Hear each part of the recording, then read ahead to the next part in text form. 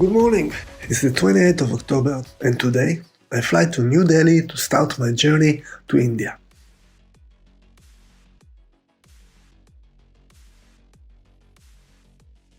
Hey, I'm Ori, and as you have probably gathered, this year I've traveled halfway around the world in 180 days. Though at first I just thought I was going to India.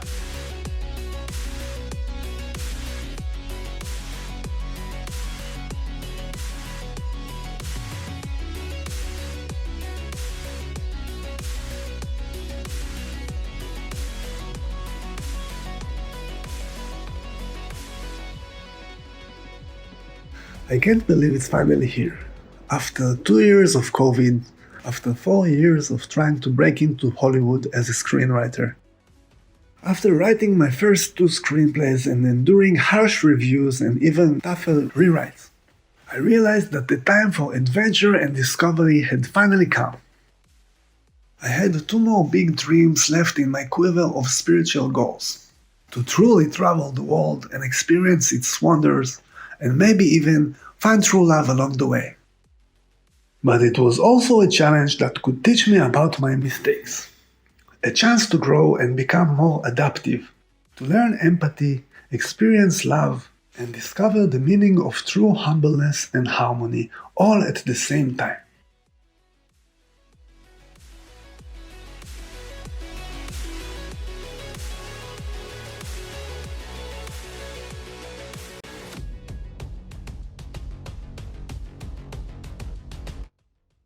It's the 29th of October today. I am officially in New Delhi now. The air is filled with the exciting yet vile smell of fireworks smoke. I was not prepared for that level of pollution in the air. After 7 years, my asthma is acting up. I arrive at night during the celebrations of Diwali, the Festival of Lights, an important festival in Indian religions symbolizing the victory of light over darkness, good over evil, knowledge over ignorance, and apparently the smell of fireworks over the nose. Not too long afterwards, I receive my second shock from India. The taxi driver asks me if it's my first time in Delhi. And I say, yeah. He say, oh well then, prepare for the ride of your lifetime. And indeed, it quickly becomes an experience I will never forget.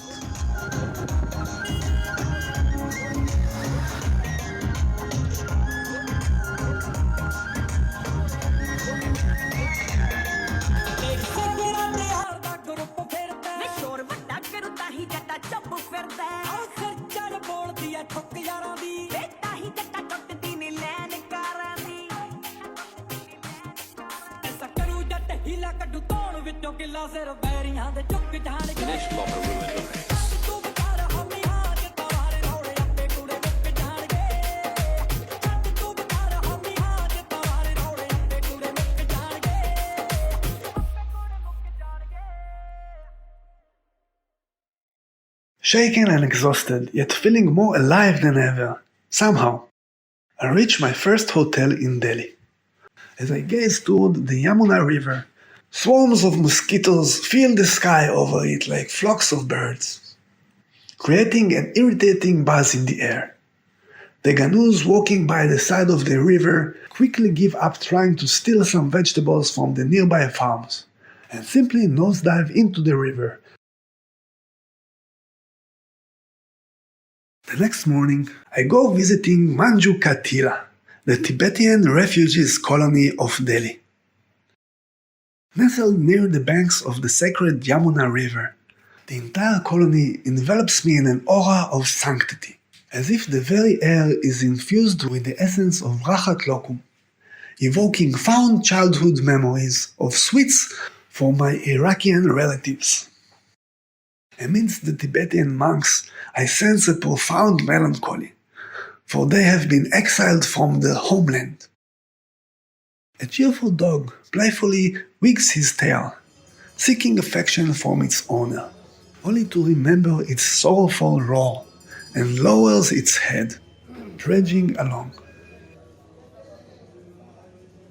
Within the temple's sacred confines, I spin a colossal wheel of prayers and blessings, earnestly hoping that my journey too shall be blessed with serenity and peace. As I step inside the Tibetan temple, I offer my tributes to the monks. They sit around the table, intoning ancient enigmatic Tibetan prayers. As I look closer, I realize that the jovial Dalai Lama seated on the head of the table is a cardboard cutout. Their spiritual leader resides in Dharmasala now, yet his presence remains palpable. Perhaps a means for the monks to find solace, keeping him forever close to their hearts. On the 29th of October, I take a taxi to Jaipur. At night, to my amazement, I see thousands of people sleeping in the streets. Is there any way we can help these people? The next day, I go to visit the Amber Fort. The palace is the residence of the Rajaput Maharajas. Raja Man Singh had 12 queens, so he made 12 rooms, one for each queen. Each room has a staircase connected to the king's room. The palace and Jaigra fort are connected by a subterranean passage, which was meant as an escape route in times of war to enable the royal family members to flee. The Mirror Palace has beautiful mosaics of mirrors on its walls. And next to the fort, there is a magical ancient step well used in the equally magical film The Fall. From there, I drive to an elephant ranch, where you can actually ride the elephants. I have mixed feelings about these kinds of ranches, because on one hand, it must be an empowering experience riding the largest and most powerful land mammal in the world. But on the other hand, I have seen the documentaries about the cruel ways of training these elephants, using a stick with a big claw at its end to scare the elephant into thinking they are being attacked by lions. And I do not want to contribute to this kind of animal cruelty. The rancher's guide assures me they use an animal cruelty-free method of training the big animals. He says their secret is they only train females, and females can simply be trained with kindness and by rewarding them for preferred behaviors. Yet when I go by one of the mountain elephants, I see an expression in their eyes I can only describe as sheer terror. It makes me give up the idea of riding these majestic animals. I do feed them bananas though, and let one of them pet my head with her trunk. This experience is just like making friends with a gentle, thoughtful giant. I am sad to say goodbye, but the night is falling, and I must bid them farewell.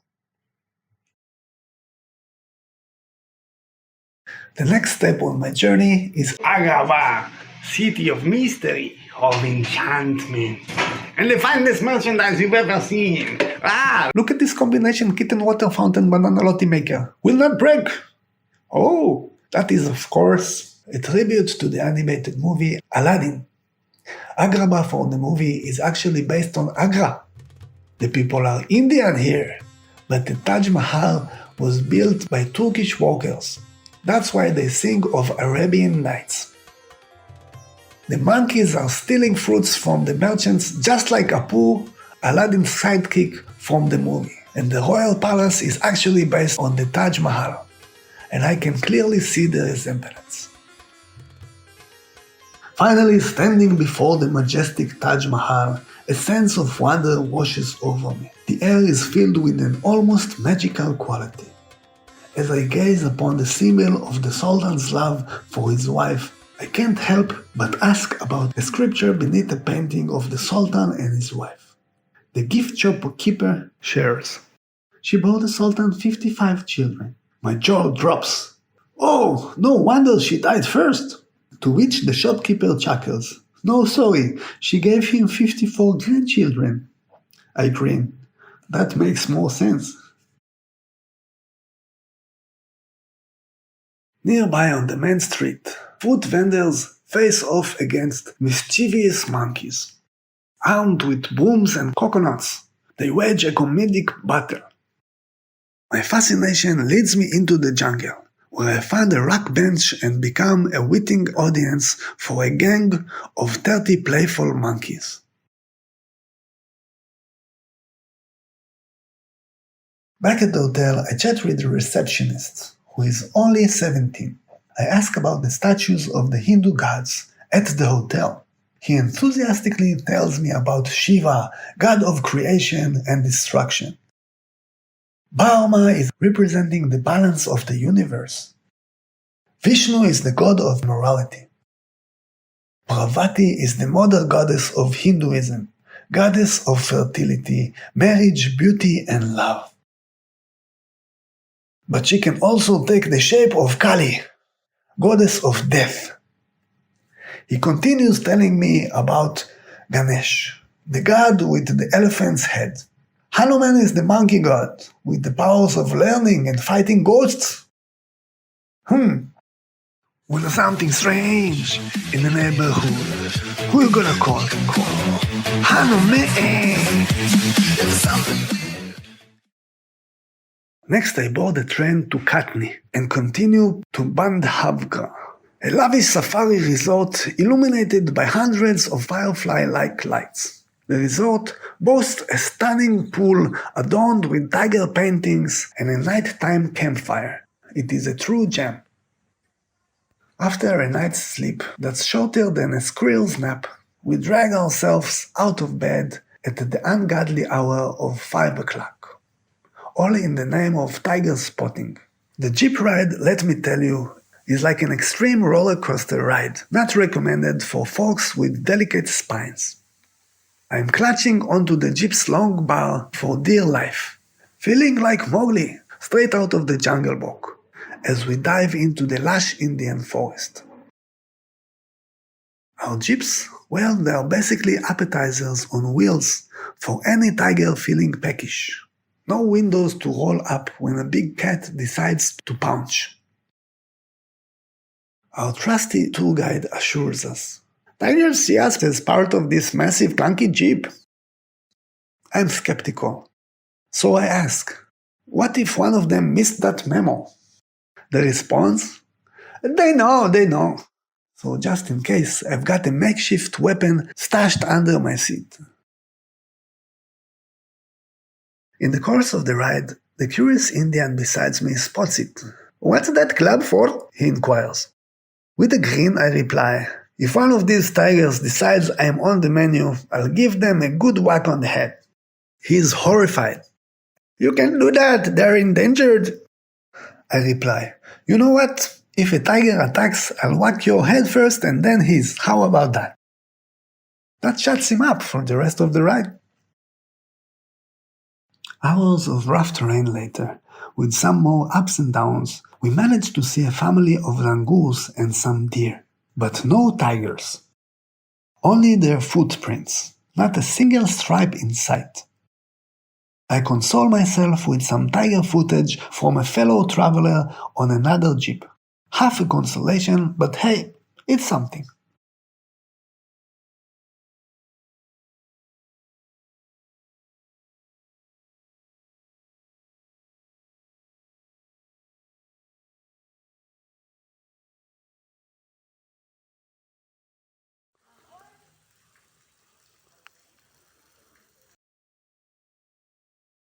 I board the train to Varanasi, not aware that the universe is about to teach me a lesson about true humbleness. I walk the entire train 3 times without finding my bed, while experiencing a sea of human mayhem. I have 6 more hours to go, so I force myself to try and look at the experience from a new angle. I can suddenly see that it is all something similar to a group of children's sleepover, as you might have experienced yourself when you were a child at kindergarten. I start being empathetic toward all the people around me. They all want to eat good food, be amused, and be loved. I know now what complete humbleness is, and suddenly I feel blessed. At the end of the day, this is an involvement that connects all people. I am arriving to Varanasi with mixed feelings. I am both excited and intimidated by it. On one hand, it's a holy and colorful place, which is highly recommended by all guides. On the other hand, by Hinduism belief, it is a place of death and the end of reincarnation. On my way to the Ghats, I experienced some major lower back pains. I have to lay down on a bench and pretend I am super interested in something on my phone. But the Indians do not allow me to do that for long. There are simply too many people in Varanasi for just one person to take a whole bench for himself. I am forced to straighten up and sit, and immediately an old man, an old woman, and a goat sit next to me. I will have to go lay down at one of the ghats, the stairs that lead down the Ganges River. After a short laydown, I begin descending down toward the river. The place is teeming with life.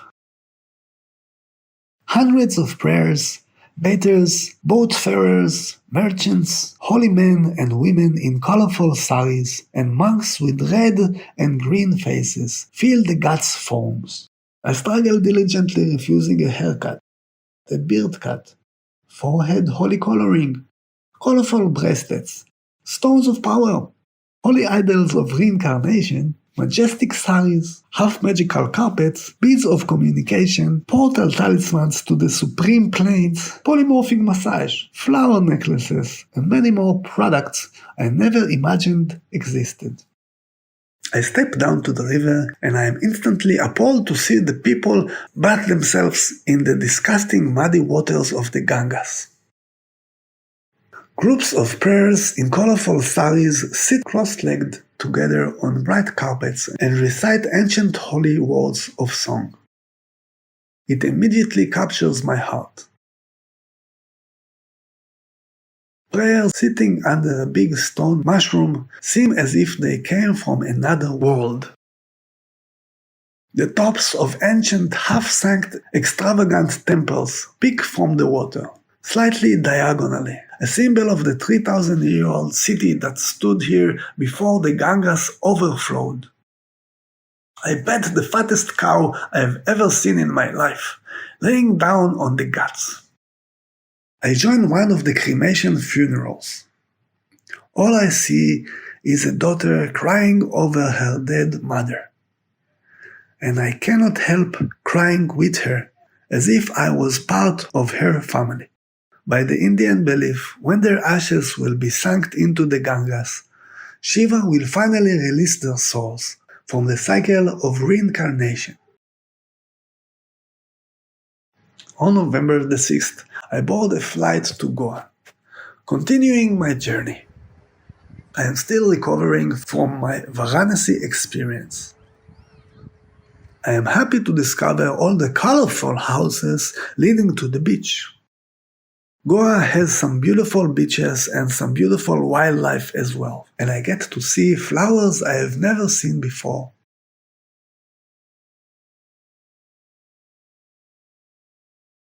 I visit some interesting Ganus up close. They are more afraid of me than I am afraid of them. I get to visit Monkey Island, see cows sunbathing on the beach, and shoot a bunch of fireworks straight out of my hands. After a quick visit to On Beach, I embark on an adventure to explore a place I stumbled upon on Google Earth. From up high, it resembles the extravagant lair of a James Bond villain, so I decide to channel my inner Russian oligarch and hike up the hill. I confidently inform the guard, "Privyet, I'm here to inspect the place," and he nods, escorting me to meet the boss. Entering the compound, I am awestruck by the tropical palace's grandeur. I spot what I suspect are spy prison cells and huts that seem perfect for, information extraction. Two vast green pools with two different shades of color are non-mistakably alligator and piranha mating grounds designed to prevent escape from the compound. Suddenly, a shadowy figure darts behind one of the huts, clearly a ninja warrior on a top-secret mission. And that enormous Shiva statue in the garden? Well, it's obviously a multi-handed robot meant to train these ninjas in this cutting-edge dojo. Finally, they usher me into the palace, where the big boss is sure to be waiting. A formidable, mysterious figure descends the tower steps, flashing a sinister grin as he peers deep into my eyes. "Welcome to the Swaswara Natural Resort," he declares. "What type of room would you like to have today, sir?" And just like that, my thrilling espionage theory disintegrates into thin air. It turns out it's a playground for the rich. Meditation, Ayurvedic treatments, top-notch art lessons, and a buffet fit for royalty. It's the ultimate relaxation spot. I continue my journey to North Goa, where I stay at the Papi Chulu Hostel. It is a very cool place. There's a bar, a restaurant, and a ping-pong table. The crew is very nice and upbeat, and my fellow travelers, who are mostly Indians, are extra friendly. On my first day of stay, I am playing ping-pong with a cool Indian who teaches me how to answer a spin with another spin. There is a big motorbike show in Goa this week, and I meet two new Indian biker friends, Wish and Utkarsh. They have a startup in the field of data security. Wish reminds me of Steve Jobs, and Utkarsh reminds me of Richard Ayoade from the IT crowd. Yeah, that hilarious guy. They are extra friendly and invite me to a motorcycle trip riding the Royal Enfields. Wish is a lot of fun, but he is reckless, and I almost fall off his bike a few times when he pulls the throttle. Utkarsh is far more cautious, so I prefer riding with him. We visit many of Goa's coasts and an old castle overlooking the ocean. It's an absolute feeling of freedom. We spend 3 days together and become good friends. Finally, we have to part ways due to a business meeting they are scheduled for, but we promise to keep in touch. That day I meet yet another friend from Portugal, Thor. Thor is a trance party enthusiast, just like myself. When he says his name, I ask him if he can call me the Hawk, and he laughs. We go together to an epic once-in-a-lifetime show of DJ Vinny Vici by the beach. It turns out to be an absolutely spectacular show.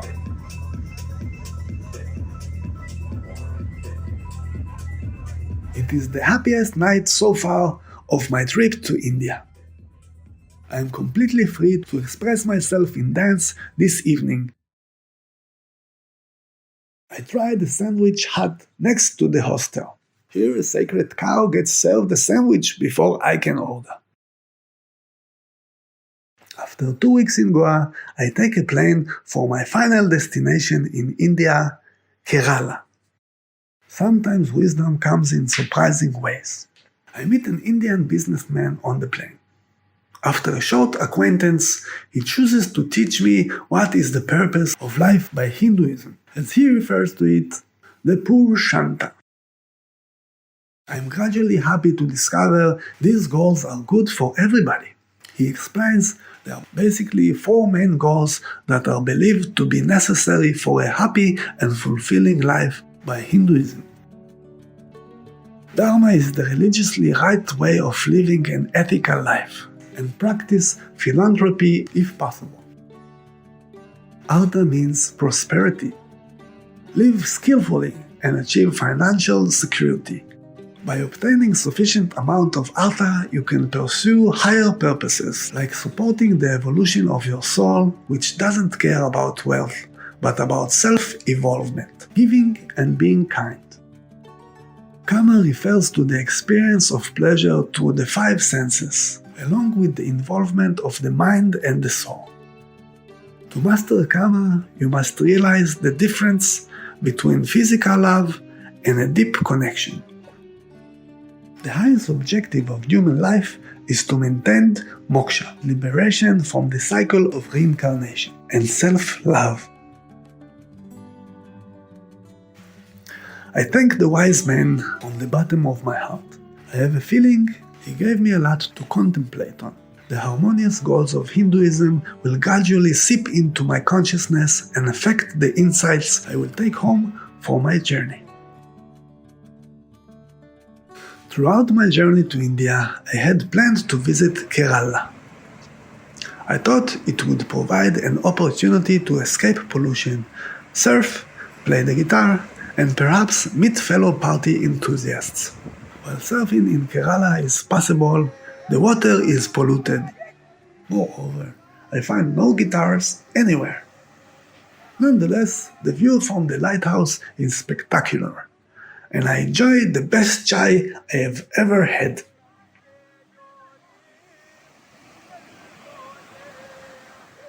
Although I initially planned to stay in India for several months, I realized I managed to save a significant amount of money. I decided to extend my travels by spending another month in Thailand. I booked a flight for my next destination, the Land of Smiles. At the 1st of February, I take a flight to Phuket. There is a wishful happiness filled with hope in the air. This is the place I've dreamed of for many years. It is the transition to a new version of my adventure, a new rendition of myself.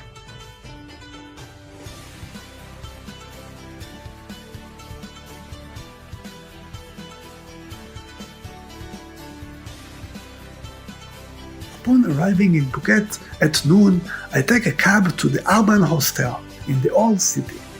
This stylish hotel features its own Thai restaurant and a well-designed guest room. To my pleasant surprise, on the second floor's guest room, I encounter Anouk, a beautiful girl from the Netherlands, sitting there like a Barbie doll in a short pink skirt. I can't help but notice her resemblance to Rapunzel from the movie Tangled, a comparison that brings her joy. As we chat, I express my desire to explore Thailand further, and she suggests we visit the giant Buddha together. So without hesitation, we hail a cab. We make our way to the giant Buddha. There we marvel on the beautiful white giant statue and its serene surroundings. We witness Buddhist monks in prayer and enjoy breathtaking views overlooking the south part of Phuket. Throughout our time together, we share jokes and positive vibes, making for a truly enjoyable experience. In the evening, we return to the Old City, where I treat her to some pizza. Anouk possesses all the qualities I admire. The next day, we have to bid each other farewell, and I can't help but feel a pinch in my heart. Craving a change of scenery to uplift my spirit, I check into the Borbaboom Hostel, where I discover a delightful surprise. A large pool on the rooftop. I gather some sodas, set up my small speaker by the pool, and play dance music in the afternoon. There I meet Johnson, a new friend from Mongolia, who shares my taste in music. As a Jewish traveler, it is challenging to find food without ham in it in Thailand, as I discover when I order a pizza only to find ham on it, or when I buy a hot dog that turns out to be made out of pork. Later I attend to an Elvis impersonator show at a club where even the sign features a pig dressed as Elvis with a large hairpiece and a microphone in hand. But it sounds like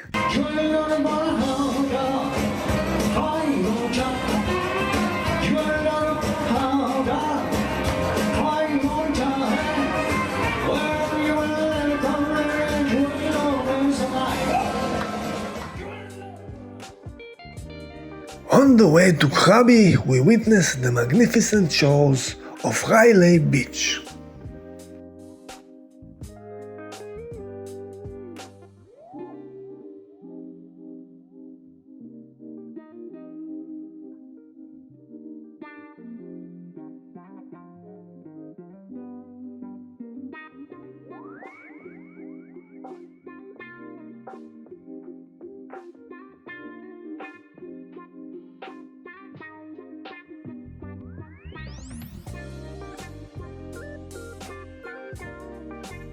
The view of the Peking Misty Mountains is amazing. I make the date changes with my agent and board the final ferry to Koh Phangan. I am amazed to discover dozens of small seagulls catching a ride on the air pressure pocket behind the giant ferry. I reach out of the ferry with my hand and I can almost touch those small, cute, magical creatures. Koh Phangan itself is a marvelous island with some beautiful scenery. It has many amazing coconut trees swaying from time to time in the wind. Some of the coconuts fall to the ground and you can easily break them on some rocks and satisfy your belly for an entire day. I get to the Billabong hostel with a big tuk-tuk.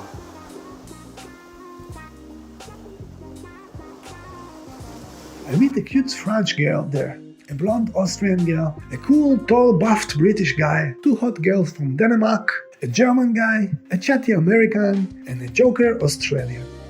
There is much excitement in the air, and we have 4 hours to burn together until the full moon party is about to start. Will, the British guy, invites us to drink beers on the porch on the second floor of the hostel, overlooking the main street of Koh Phangan. He teaches us 2 drinking games. One is called the Circle Pong, where everybody tries to bounce a ball into a high cup at the center of the table. And the other is called Cheers to the Governor. Nothing could have gotten the party kicking faster than Cheers to the Governor. The game starts and people mess up all around, which leads to lots of laughter and drinking. New rules are added to our game all the time, like number 10 sings the national anthem. The Australian guy stands up and sings with pride. Australians, so let us rejoice, for we are young and free, with golden soul and wealth for toil. When someone reaches 12, they switch seats with someone else. A rule that produces lots of giggles. 18 spanks their own butts. 9s do a little dance. One of the girls from Denmark does a little carefree dance. The twinkle in her eyes and her laughter create an infectious energy that captivates everyone around. When we finish playing this game, we are all super drunk, but it feels like we are a little bit closer. At 10 o'clock in the evening, we all head out to the biggest full moon party at Had Rin Beach. So we take a few big tuk-tuks to get there. When we first arrive to the beach, it's pouring rain, and we think this whole event is going to be cancelled. But to our amazement, people just start dancing in the pouring rain. I go to get my arm tattooed with luminous ethereal flowers that glow like magic. I buy myself a big Thanksom alcohol bucket. It's basically rum with Sprite, and I enter the lively beach. The place teems with thousands of vibrant souls from all walks of life. There are alluring beach babes flaunting their bikinis, muscular young men radiating strength, and regular folks too, all converging upon the shoreline where roughly 20 open-air beach parties unfold, each pulsating with its unique musical genre.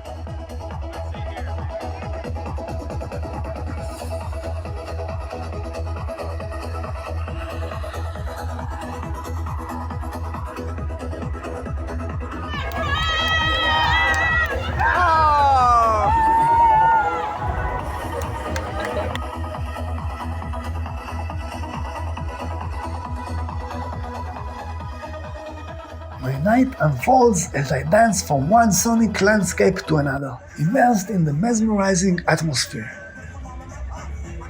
It is an evening beyond compare. Later, I reunite with Will and the spirited Australian, who are dancing with some hot girls. Together, we raise our buckets, continuing to dance the night away amidst the diverse musical tapestry. As the clock strikes 5 a.m., I hop into one of the robust tuk-tuks for a ride back to the hotel.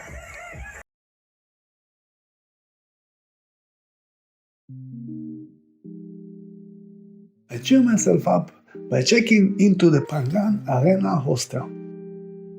It is one of the most fun places I will experience in my whole trip. It has beer pong events every evening, twerking competitions, trance parties, a private pool, ping pong tables, sexy Jenga, basketball, football and volleyball fields, a PlayStation lounge, billiard tables and a private gym. Here I meet Sam, an American animal preservation activist, specializing in wild fish. He also has some advice on how to attract a lady. Always be engaged in something fun. Kriti, an Indian marketing girl, is as cute as buttons and as sharp as nails. Jonathan, a civil engineer on vacation who's walking that hammock down. And Lucas and Pauline, French trance is life enthusiasts who believe God is a DJ, so tip him well. Every day is packed with different activities. I start with the ping pong games, then try some pool and volleyball. I swim about 30 laps in the pool every day. I get to play beer pong a lot and I enjoy it on a weekly basis. I, Kriti, an American guy and an Australian guy embark on a motorcycle trip around the island.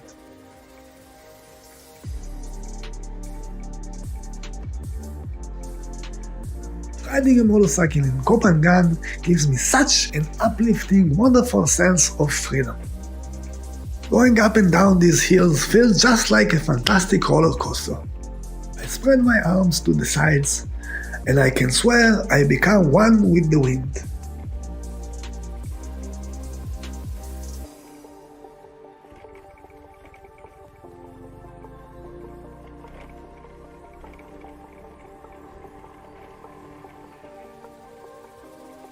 Kriti and I sing together while riding the motorcycle.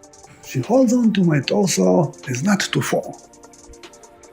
I tell her jokes like I usually do with close friends, and I teach her how to ride the motorcycle. But all this time, I just see her as my friend.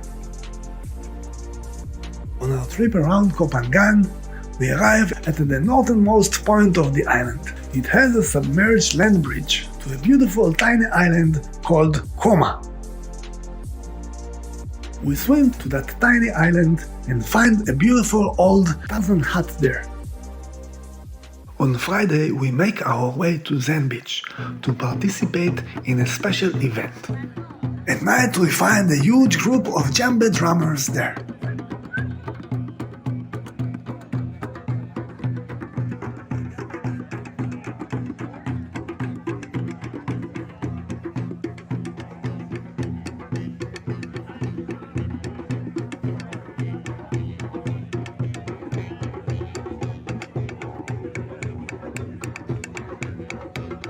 Sam and I dance with some beautiful girls in bikinis until the end of the night. Kriti and I drive back to the hostel feeling like soaring free birds, filled with spirit and vibe. Although I see Kriti as my new friend, after a few days I understand she developed feelings for me. But I actually have a crush on another Norwegian girl from the hostel. Looking back, I should have set clear boundaries, keeping our relationship strictly on a friendship note. On my last day in Koh Phangan, Lucas, Pauline and I embark on a journey to the viewpoint.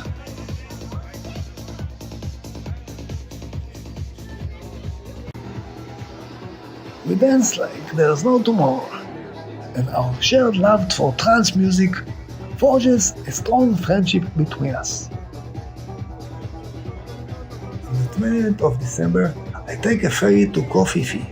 Just before arriving at the Voyagers Hotel, I meet Joan. We rent a kayak on the beach and jump into the crystal clear water. Around us we can see bright green rocks, corals and orchids. We row toward the northwestern point of the bay, where a large stone arch stands at the edge of the cliff.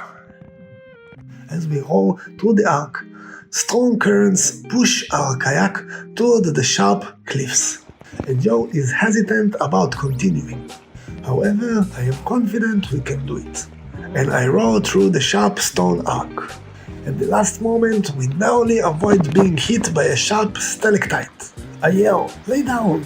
and we both lean backward, passing underneath the stalactite safely. We continue rowing for about 20 minutes until we reach Monkey Beach. I offer one of the bananas to a young macaque, and soon enough, an army of monkeys takes notice.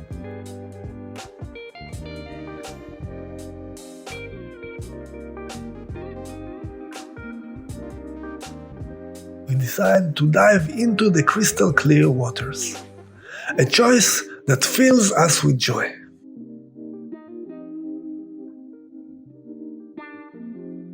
We encounter stunning parrotfish and witness the beauty of the wild corals. While exploring, I notice thick lines on the rocks. However, every time I dive to investigate these mysterious purple lines, they vanish.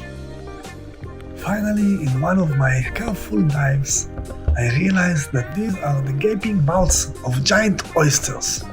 My sense of wonder widens at this newfound discovery. As we enter a rounded enclave, encircled by towering cliffs and lush jungle trees, it feels like stepping into paradise. We paddle on toward Lohalana Bay. Before we land on the beach, I take a daring plunge into the water, diving 7 meters deep to admire the enchanting underground world.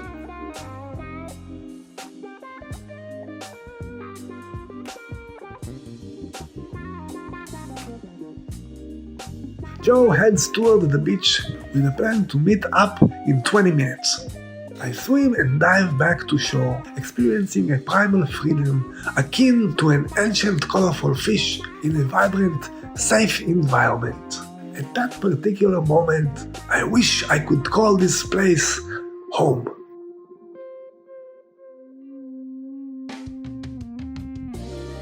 The following day, I join a tourist boat to explore Maya Bay, a group of fabulous islands north of Kofifi.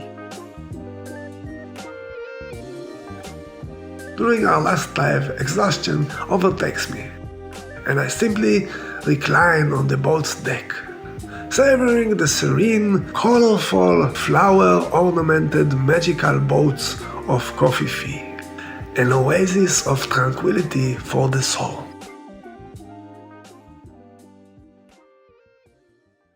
On my final day to Kofifi, I decide to attend one of the lively dance parties on the beach.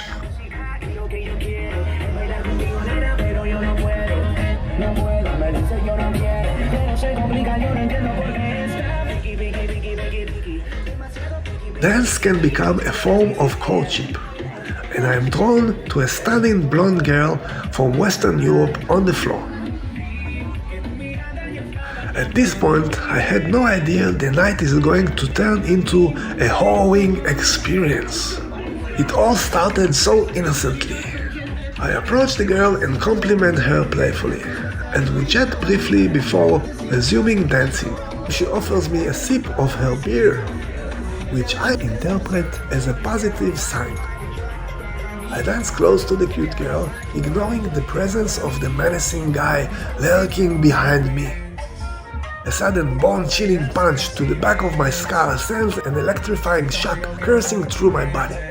The tall monster's blonde, unleashing a barrage of brutal blows. At last, I summon every ounce of strength to free one arm. Clutching desperately at his groin, in an instant he releases me, unleashing a blood-curdling howl to the night. I watch as the attractive girl rushes to check on the injured blonde guy. She had chosen him, and my interference had kept them apart. Yet in the ensuing days, I will grasp a profound moral lesson. I can't impose my reality or feelings onto others. Empathy for their emotions is very important. Ultimately, it was the girl's right to choose her partner, violent as he might be. I arrived in Phuket on December the 23rd with plans to spend Christmas and New Year's Eve cheerfully, hopefully not in solitude. I take a taxi to the Patong Hostel where I engage in delightful conversations with the hosts and I make some new friends. In the hostel's top floor dining area, I meet Julie, a talented game developer with skills in digital art, 3D modeling, and Unity game engine experience. Thanks to my past as a game developer, we quickly forge a friendship and begin spending time together.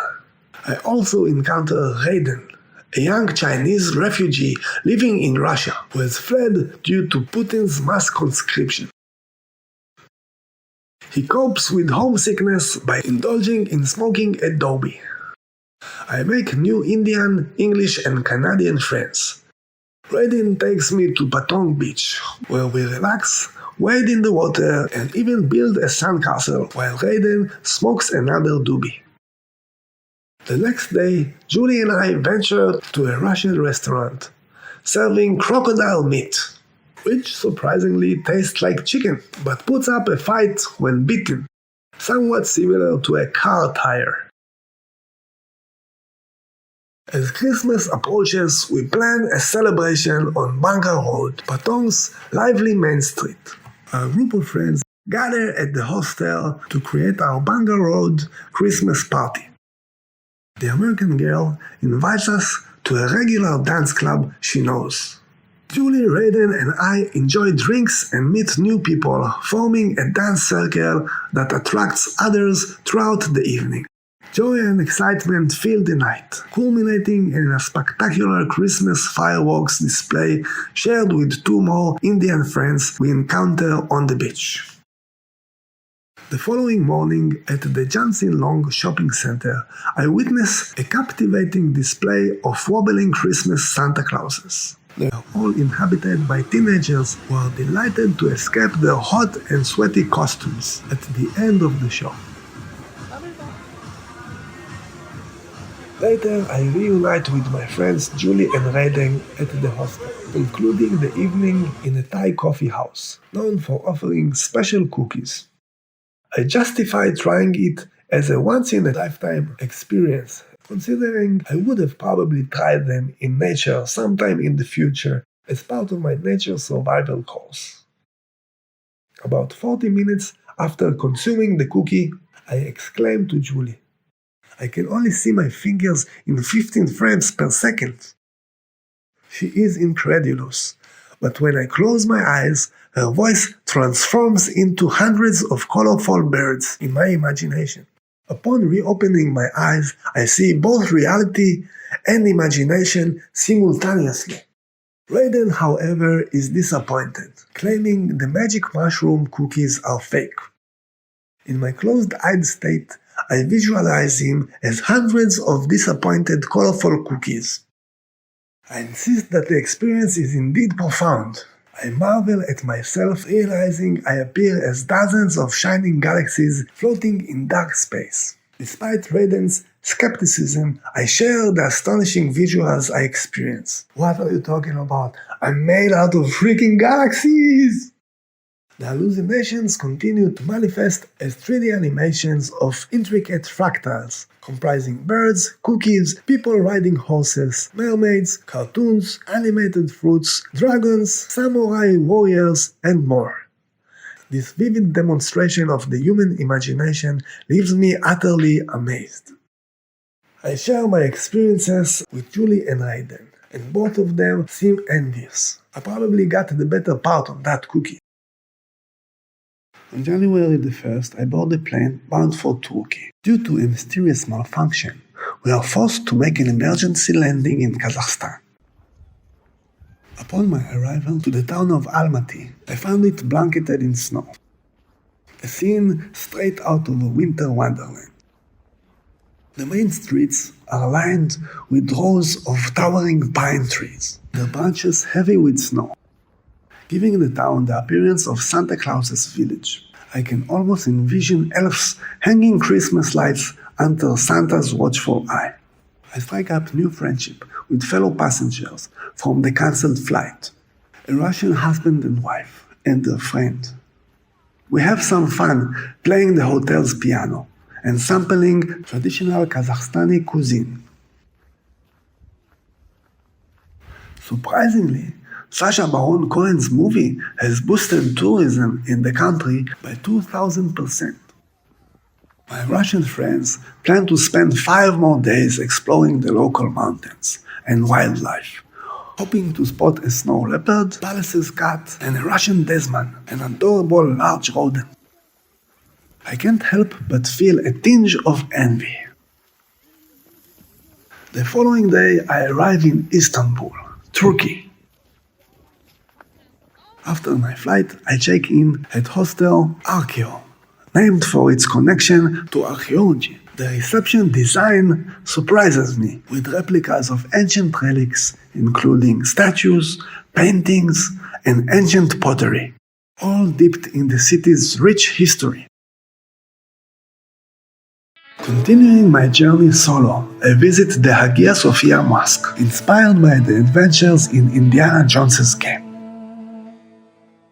In the game, you could swing between the upper platforms of the mosque and engage in daring antics. Although the real-life mosque is magnificent, with its enormous dome, grand chandeliers, soft green carpet, and beautiful ornaments, it lacks the adventurous spirit of the game. Visitors are not allowed to swing from top platforms using a whip, let alone start an in-house brawl. But the beauty and serenity of the place make it a worthwhile visit. I make my way to the grandeur of Topkapi Palace, accompanied by a newfound friend from Barcelona. We step into the initial courtyard, where it's hard not to notice the uncanny resemblance to a castle straight out of Disneyland.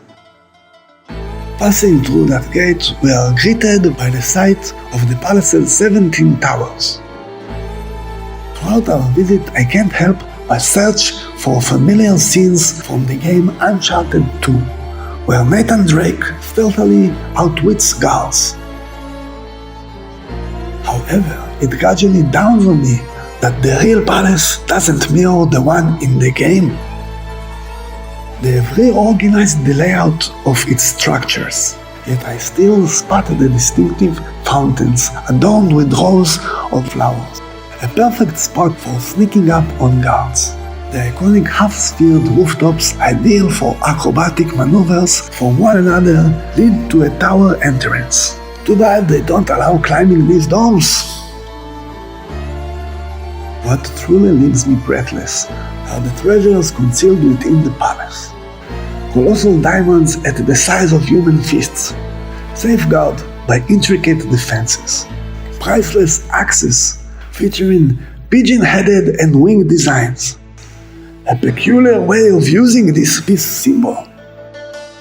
Golden battle banners bearing ancient Arab inscriptions. Colorful vases intricately sculptured with animals and flowers. Massive ancient swords of 2.5 meters, only wieldable by giants. I wonder who could pick those up. And a dagger with a breathtaking handle, crafted from transparent green precious stones. The prayer rooms within the palace are truly magnificent, reminiscent of those inside the Taj Mahal, and it's no mere coincidence. Surprisingly, the architects who constructed Topkapi Palace were commissioned by the Indian Raja who built the Taj Mahal.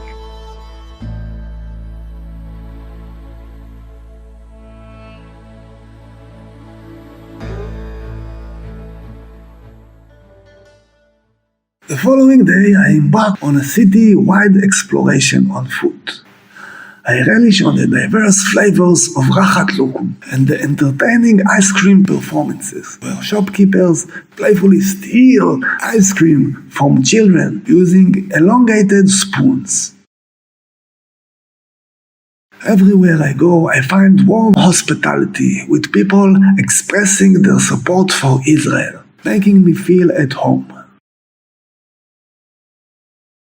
Watching the fishermen cast their lines from the Galata Bridge in Istanbul is another source of enjoyment.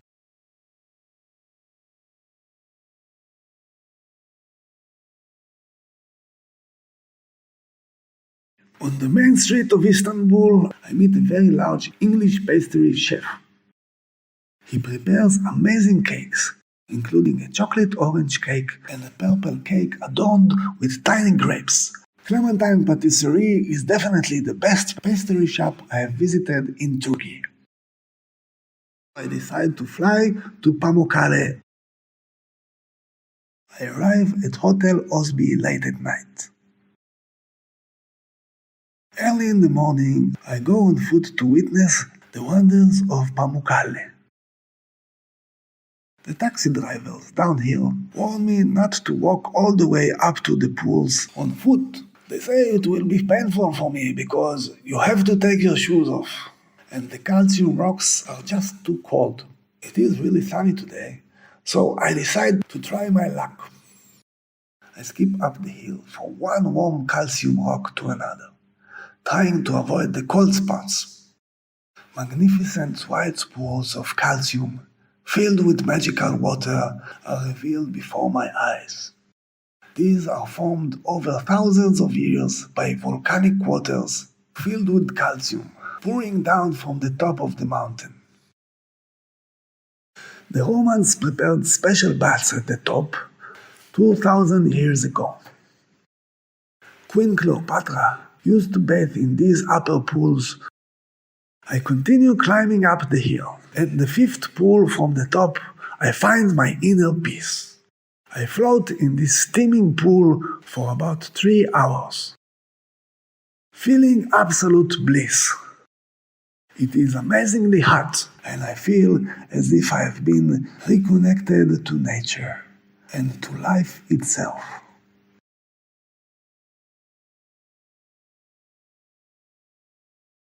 After taking a big breath and many pictures too, I float up the hill, happy as a small cloud. This place will always remain in my memory as one of the most magical places I have ever visited. Further up the hill, I witnessed the ancient Cleopatra baths and bikini-clad mermaids sunbathe on the half-sunken pillars inside them.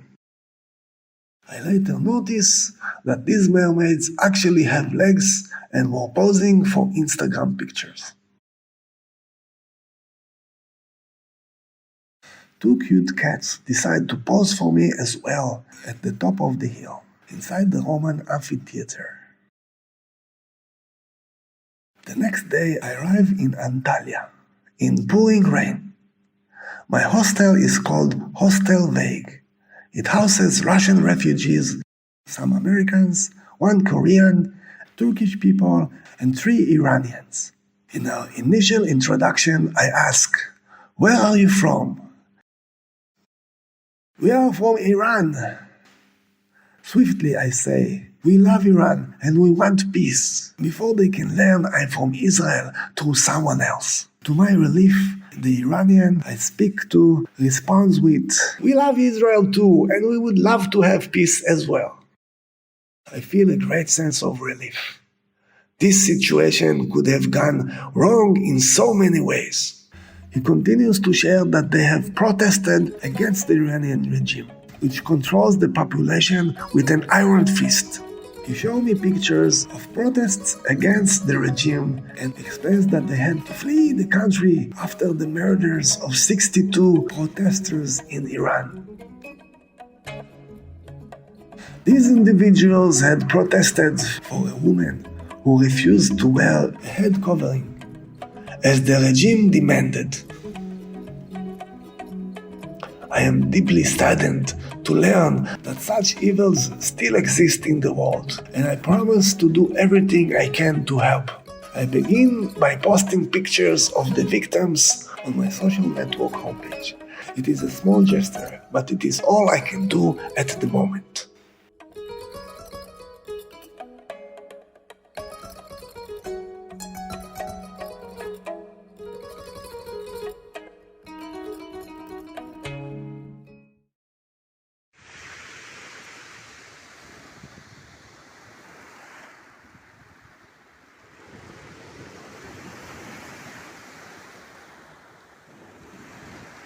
After a week in Antalya, I meet a lovely Russian girl named Nastya. We stroll together through the streets of Antalya, enjoying the city's beautiful sights. Gradually, I begin to feel really cold outside. Look at this amazing statue, She tells me, as we gaze at the beautiful Ataturk monument. I would like to have a nice stew. Look at these beautiful ships in the bay. My toes are frozen, okay? Let's dance together, she suggests. Going home is better, I protest. She is sliding on the ice-cold floor of the square. I am heading back home, I do declare. She hails not just from Russia, but from the coldest region in Russia, Siberia. I would freeze at minus 10 degrees, I confess. I love the cold, it's the best. In the same evening, I send her an Instagram message. I am fire, you are ice. It is just not going to work out. I'm sorry. I actually end up sick in bed for the following 3 days. I promise myself that this is the last time I'm ignoring my gut feeling. I book 1 more week at camp and hostel in Baldimi. It looks like an amazing place with a big fireplace in the dining room and a large pool. The view down to the sea is stunning. However, Antalya is cold and boring in the winter, in my opinion. In one of the following days, I take a trip alongside the river toward the mountains. The waters are clear and fresh. I quench my thirst in them and envy Turkey for having so much free fresh water flowing all the way to the ocean like this. I get to a small Turkish lake at the side of the mountain and try to cross it by foot.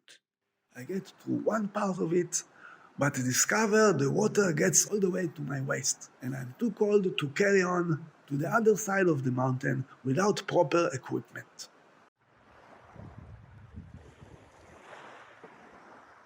After 3 hours of climbing up the hill, I look up and realize there's a 40-meter cliff between me and the next section of the forest, stretching up to the top of the mountain. I begin climbing carefully.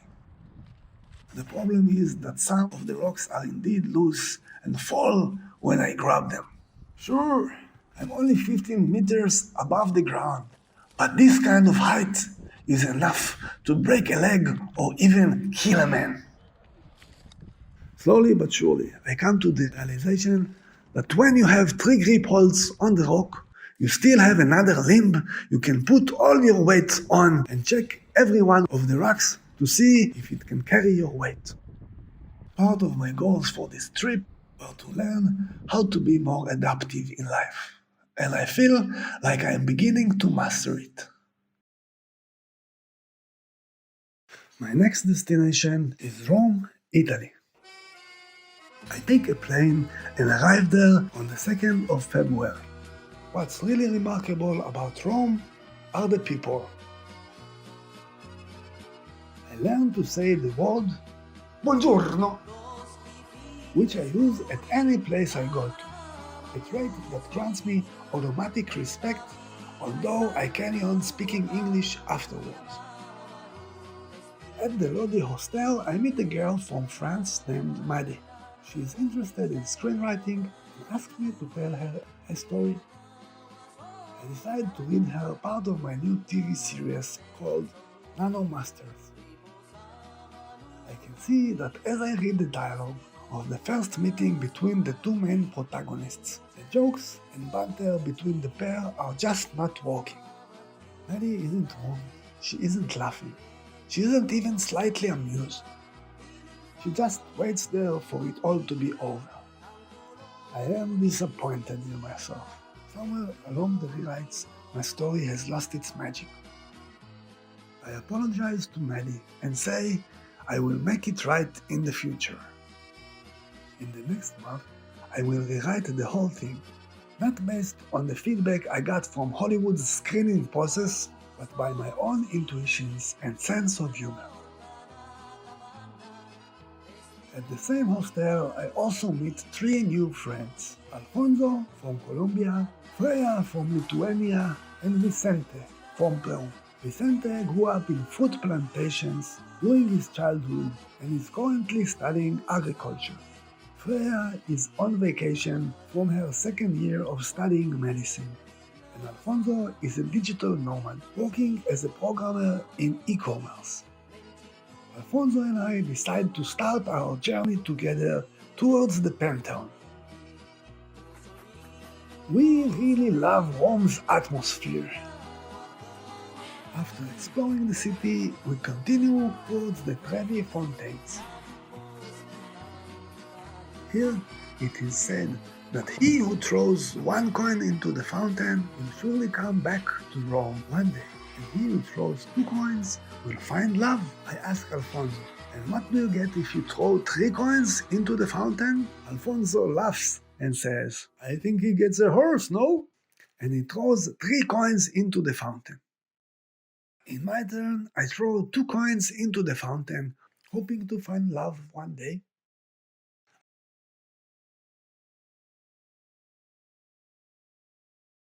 I suggest to Alfonso that we go visit a Michelin star restaurant. I have never visited a restaurant like this, and I am very curious to discover what wonderful tastes await us there. We make our way to one of the luxurious restaurants with some of the highest scores, Casa Copelle. The restaurant itself is fancy like no other. Ancient paintings of kings, queens, and counts adorn the walls. The candles on the table give the place a very majestic feeling, and the hostess is a beautiful blonde girl who treats us like a prince and a count. As we browse through the menu, we are amazed to discover that one of the wine's price is 90,000 euros. I make a note to myself not to order this wine by mistake when being drunk or something like that. After many deliberations, I decide to order the roasted pigeon, and Alfonso decides to have a special soup. The portion I get is in the size of a human fist. On the plate, by the side of the pigeon's breast, the chef drew a line of living spices, baited in special honey and ornamented by small yellow and blue flowers. The taste of the pigeon with the special spices is extraordinary and unique. However, I am still hungry after eating this dish. I look at Alfonso, sipping from his soup. His face says it all. It is an interesting soup, but he would prefer saving his money and buy a pizza for 3 euros instead, like we did in the day before.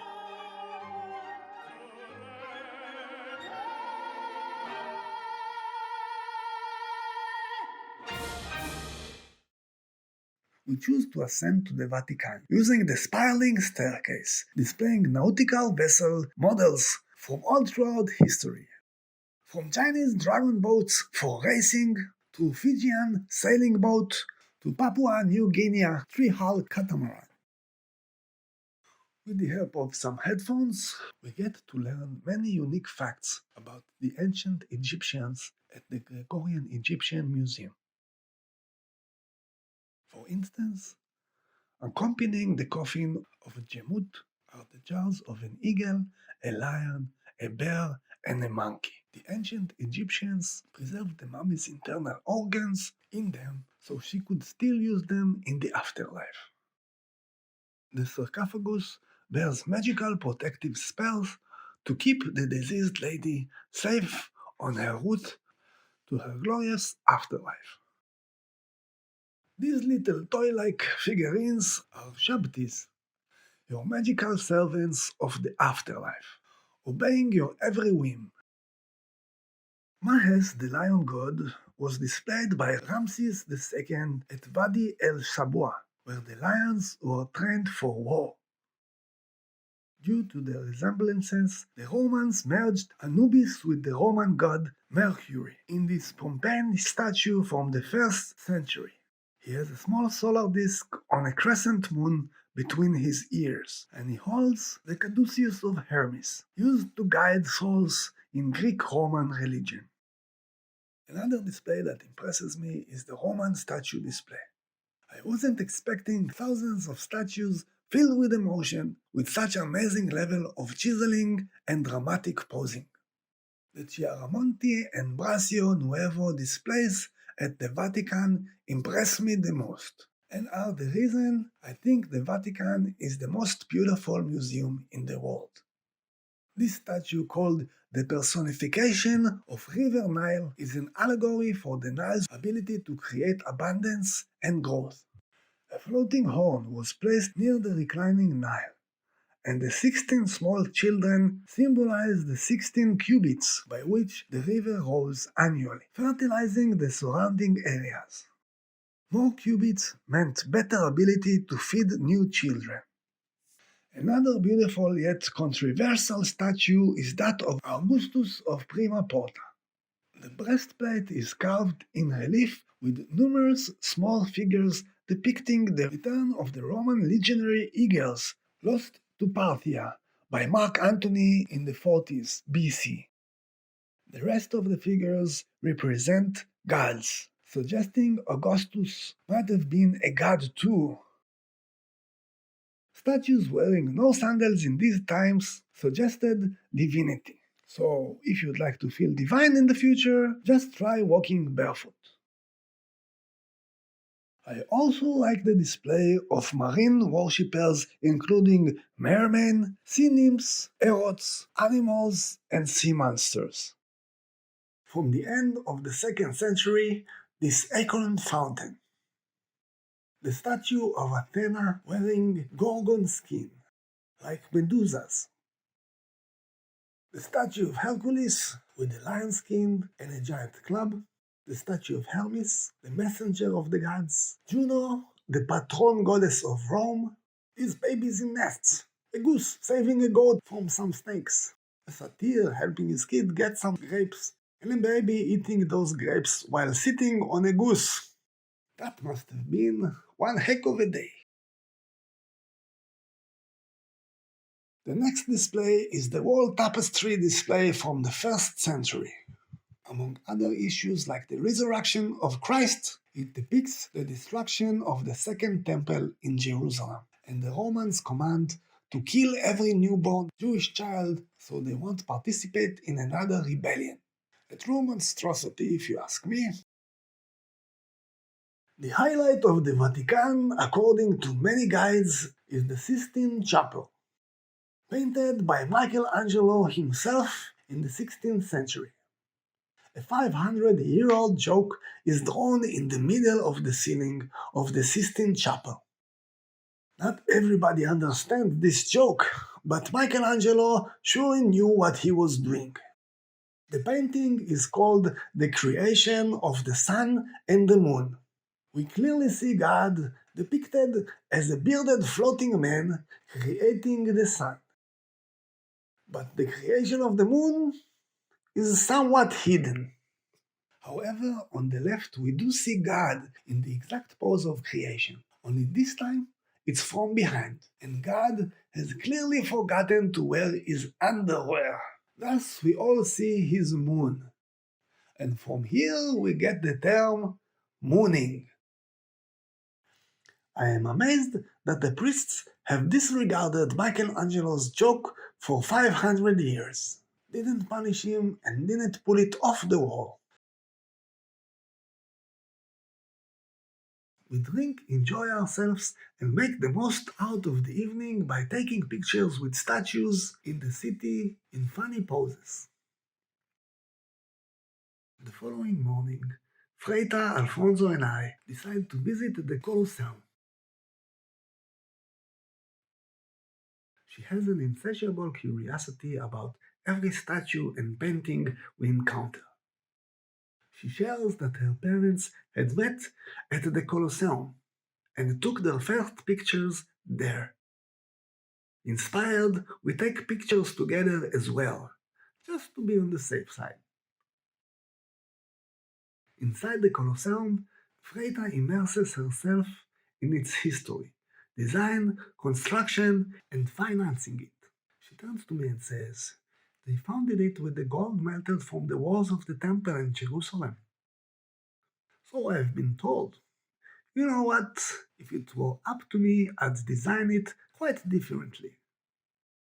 Do you want to know what I would have done? She's happy to listen to my original idea. So, in my mind's eye, I see foam-covered mechanical animals instead of real animals. They are covered with foam so they wouldn't hurt anyone. The gladiators also have foam weapons. And don't forget the sparkling water slides going all the way from the rooftop to the bottom. There would be Indiana Jones's giant rolling boulders coming from the roof of the Colosseum, and you would have to run away from these and avoid them. Of course, these are foam boulders, just like Indiana Jones's boulder on set. This will make the place a really cool Italian Ninja Water Gladiator Robozoo theme park. What do you think? Freya laughs and says she loves it. She has a great imagination too, and I am starting to really like the girl. She actually reminds me of Hermione from Harry Potter. Eventually, we reunite with Alfonso and continue exploring the Colosseum, although we seem to lose him now and then. Freya and I end up at the pizzeria enjoying a romantic evening together. At one point, it seems like she's frustrated by my lack of a move. I decide to address it directly, explaining my concerns about her impending medical studies in Lithuania. She's sad for a moment, but then she nods and smiles, understanding our circumstances. We will remain friends and stay in touch in days to come. On February the 10th, I arrive in Pompeii, the ancient city of ruins, devoured by Mount Vesuvius in 79 AC. As I venture into the heart of this unearthed city, I discover palaces adorned with secret gardens and ancient pools, villas adorned with statues, frozen in time, and artworks that whisper the stories of ages long past. The amphitheater's grandeur, the humble farmers' abodes, and the rustic cattle compounds all bear witness to Pompeii's intricate tapestry of life. But it is the cobbled main street that holds a hidden secret. Its stones extruding like mythic symbols. I marvel at this discovery, for these stones had once been part of Pompeii's ingenious sewage system, and the extrusions are in fact zebra crossing for pedestrians to leap across. It is a reminder that even the most enchanting places have their less glamorous facts, and in Pompeii's case, perhaps a lingering scent of the past. In an old grocery store, I encounter ball-sized holes in the counter, where ancient Romans had cradled the coins of their patrons. These remnants of daily life speak volumes about the people who once walked these streets. Amidst the crumbling brick walls and rain-smoothed pavements, the very essence of time travel envelops me. It is as though the spirits of Pompeii's past inhabitants whisper their stories throughout gardening and the central square known as the Forum. The hundreds of columns in it stand like sentinels, guarding the memories of a bygone era, with a statue of a Centaurus at its heart. Nearby, the Basilica and Apollo Temple whisper their tales of devotion. The eruption of Mount Vesuvius was catastrophic, claiming the lives of approximately 1,150 souls. The pyroclastic flows embraced them, preserving their forms in eternal slumber.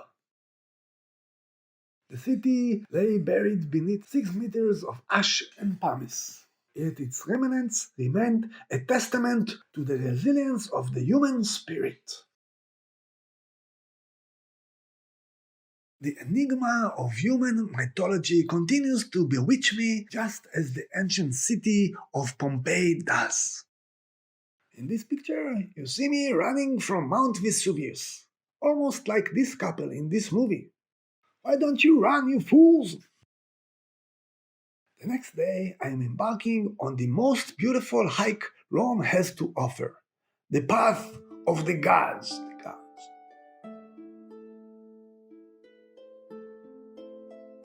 I get to Bumerano with a 3-hour delay, and I pray everything is going to be alright with the transportation. The Path of the Gods is absolutely astonishing. The monumental green terraced mountain slopes carry all the way to the Mediterranean Sea and give you a truly divine feeling, as if you were walking amongst the clouds. I take many videos along the way and give myself time to soak it all in. I see the most amazing views I've ever seen in my life. The mountains are vast. I am on top of them and I can see far beyond the horizon from this spot all the way to the Mediterranean.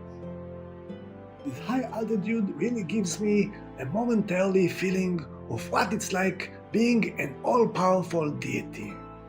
The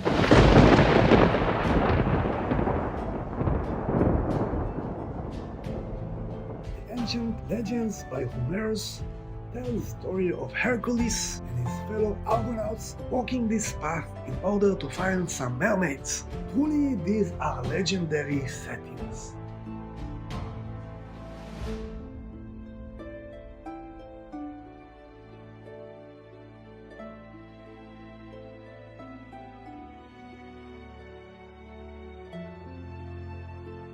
Path of the Gods is truly divine. I feel blessed beyond words. I think every human being should walk this path at least once in their lifetime to feel true transcendence.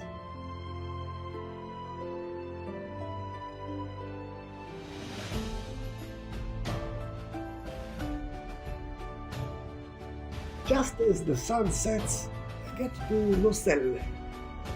Upon reaching Positano, I inquire about the next bus to Pompeii, only to discover I've missed it by half an hour. Stuck with limited options, I decide to camp outside. The flickering flames provide solace, and I bask in the warmth for approximately 4 hours, cocooned in my trusty coat. As dawn breaks, I trudge towards the 6 o'clock bus, my savior from the wilderness. The ride back to Pompeii becomes my thawing sanctuary. I waste no time boarding a train bound for Naples. Next, I arrive at the Naples Experience Hotel, where I make some new friends. I explore the Capella San Severo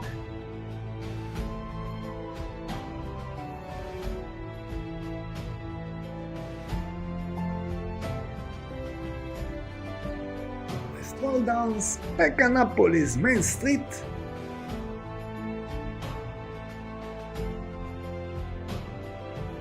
and savor what is claimed to be the world's best pizza. Julia Roberts tried it in Eat, Pray, Love. Its secret ingredient, lots of butter. In my opinion though, the ultimate pizza is a concoction with cheddar, parmesan, camembert, goat cheese, pineapple, corn, broccoli, black olives, and sweet chili peppers. But that is just my opinion. The following day, I embark on a wine tasting adventure at a Toscan vineyard. I get there with a group by bus. The lush countryside and the vineyard's elegance leave me in awe. We toured the wine cellar, sampled various wines, and learned the art of wine tasting. Personally, I'm not falling in love with the first 3 wines, but the champagne, well, let's just say it stole my heart. And I bound with some newfound friends from Sweden, Norway, and Japan. The bread toast with cheddar and truffle cheese is a delightful pairing to the champagne. Outside, I admire wild horses on the ranch. The vineyard is a true beauty, and the experience was utterly brilliant. On February the 18th, I arrive in Milan, a city renowned for its art and high-end fashion. I stay at the High Hostel and go exploring Villa del Balbiliano, discovering that the villa itself is closed for winter, yet the compound features accessible villas with stunning gardens. The entire village exudes a magical atmosphere, making me understand why George Lucas has chosen it for Anakin Skywalker and Princess Padome's love story in Star Wars. I meet a Portuguese girl named Sarah who warms my heart by taking a photo with me similar to that taken in Anakin and Padome's honeymoon. Thank you, Sarah. On February the 19th, I arrive in Venice, a city built on the water, and check into Anda Hostel.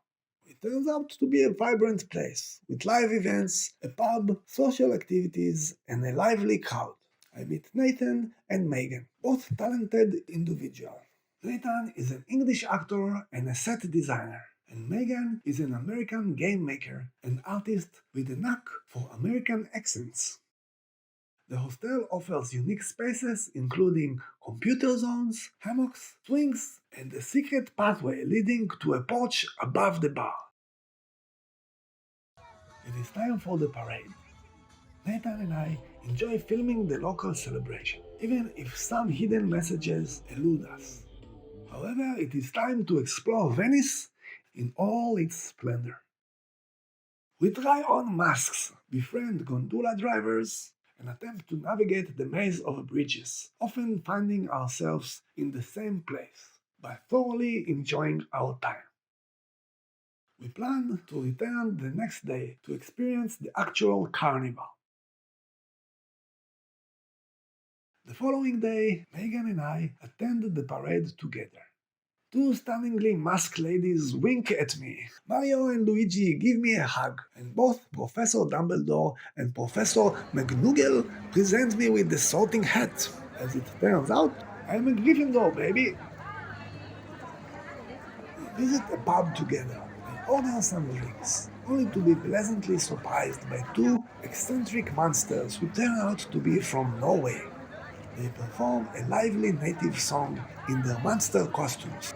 At the time of my life, conversing with Megan and with all the beautifully costumed individuals, taking photos with them and making new acquaintances at every turn. I tell jokes to everyone I meet, and this evening they all hit the spot. I bid farewell to my newfound friends at the concluding party back at the hostel in the evening. The next morning, I am set to take the train to Nice, France.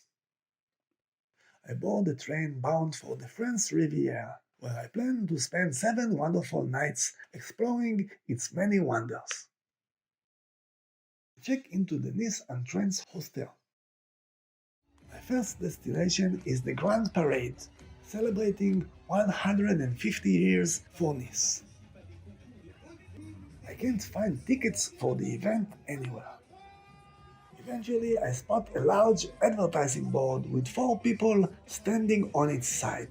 I climb onto the board after an elderly lady, demonstrating remarkable courage by doing the same. I can't muster the nerve to film her, but she is the most amazing part of the parade, in my opinion. At 67 years old, she has climbed onto the sign to take pictures for her grandchildren. I tell her how much I admire her enthusiasm and the risk she has taken. She replies, Oh, don't worry about me. If I fall, you can be the one to catch me. Back at the hostel, I meet Deji, Cole, and Sebastian. Deji is a famous 3D photographer who captures images of various places worldwide in 3 dimensions using his special drone. Cole, on the other hand, is a historical enthusiast interested in almost every topic in the world. As for Sebastian, he is a very talented singer performing on cruise ships. At times you'll be strong, at times you'll feel weak, at times you'll be invincible, others your mouth will speak. What I'm trying to say is to life. While here, I have the pleasure of meeting Erika and Matt, two charming 21-year-old girls from New York. That evening, we sit in the playroom and engage in conversation. They asked me to read them a piece for my new TV series, Nanomasters. I read them the first encounter between my two main characters, acting out both Angie, my teenage spy, and Conrad, my jetball player. They chuckle at every joke and applaud when the scene concludes. They even mention falling in love with the characters and enjoying the interactions between them, as well as the futuristic world I have crafted. Seeing them laugh like this and engage with the characters is a really gratifying experience. We all journey to Monte Carlo's casino by train. On the way to the casino, I greet a lovely young woman and invite her to partake in a brief tribute video to James Bond. She smiles and shares her Instagram, agreeing to meet later. We stand in front of Monte Carlo's casino with G's drone, experimenting with angles for the scenes I have in mind. I prepare for a choreographed fight scene between James Bond and a burly adversary to save the girl, utilizing a nanochip to control the antagonist's movements, at one point even making him mimic funny dance moves at another point. I begin approaching muscular individuals to enlist them for the role. The presence of a sleek sports car parked in front of the casino adds production value to the scene. However, our efforts are abruptly halted when a security guard rushes towards us, concerned that we are gathering information for a future heist. Hey, we are doing 007, not Ocean 11. I choose to invite my new friends to a champagne party at a nearby shopping center that feels almost regal. I make my way to the as exotic gardens atop as highest hill. There I have the opportunity to see up close the spectacular unique desert plants that are visible from the sea and the French Riviera below. The exotic plants, butterflies and birds in this mountaintop paradise leave me in awe. In the hostel, I have created cardboard signs, and I ask passing French visitors to join me in a special blessing photo. We hold the signs in a row, spelling out the message, "Happy birthday to my niece from Nice, and have a nice adventure." One participant in the group happens to be celebrating her birthday that same day, so we all sing her a heartfelt rendition of Happy Birthday. It's a heartwarming moment that brightens our day.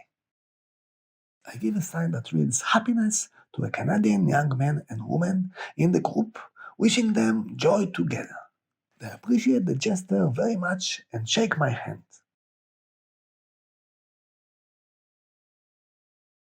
On March the 1st, I board a train bound for Chamonix. I stay at the Chamonix Lodge for one night. When I wake up in the morning, I am greeted by the magnificent sight of Mont Blanc, its peak emerging from the mist and clouds. It's a breathtaking experience. I approach some Japanese girls and ask them to take a photo of me with the mountain. Their high-pitched talk and enthusiasm is contagious. I opt to take the cable car to a mountain summit. The views are truly awe-inspiring. The mountain stands about 5 kilometers high and 40 kilometers wide. much larger than I had imagined. I climb a small hill, gazing out over the valley and toward the mountain. I feel like an eagle soaring through the sky, spending a considerable amount of time absorbing the atmosphere and marveling at the majestic scenery. It's undoubtedly the most beautiful sight I have encountered in France. On my way down from the mountain, as I return to the main streets of Chamonix, the quaint streets and houses give the impression of a medieval town, transporting me back in time. And all pub appears as if it has been plucked from a folk fairy tale. A friendly Saint Bernard greets me, adding to the charming atmosphere. I hurry up to the train station to catch the last train to Paris. I rush against time to try to validate my URail ticket, but I can't find an internet connection. I am sure I am about to lose another day from my trip and be stuck in Chamonix without any second option. As a last resort, I make the mistake of tampering with my ticket. I highly recommend not to do that. I almost ended up arrested. I am still angry about the extra 100 euros they took from me in commissions for the reserved seats. The law finally catches up to me on the main train to Paris. The police officer threatens to arrest me, but they give me an opportunity for redemption. I have to pay the extra 28 euros, get off the train, wait for another train to Paris from another route, and pay the fine. I have learned my lesson for that day. I cannot break the law without paying the price. You can try to change the law, but that's a different story. Finally, I arrive to Paris. As I walk through the bustling streets of the city, my heart races with excitement on this first day. Little do I know that fate has a romantic encounter in store for me. I arrive at the Hochul Paris Hostel, a lovely futuristic yet cozy hostel with a bright and colorful lounge room. It is here that I lay eyes on Nathalie, sitting there with her electronic pen, breathing life into the characters of a pro-environment animated TV series. Bonsoir, enchanté. Your hands on my face. Embrasse-moi, mon soleil. Say you down. With a genuine smile, I carefully approach her. Hey, where are you from? Her response is as captivating as her presence. I'm half Ukrainian and half Russian. Her beauty, her artistic aura, it all draws me like a moth to a flame. Wanting to break the ice, I offer her a slice of clementine. She accepts with hesitation, revealing, This is the first thing I ate today.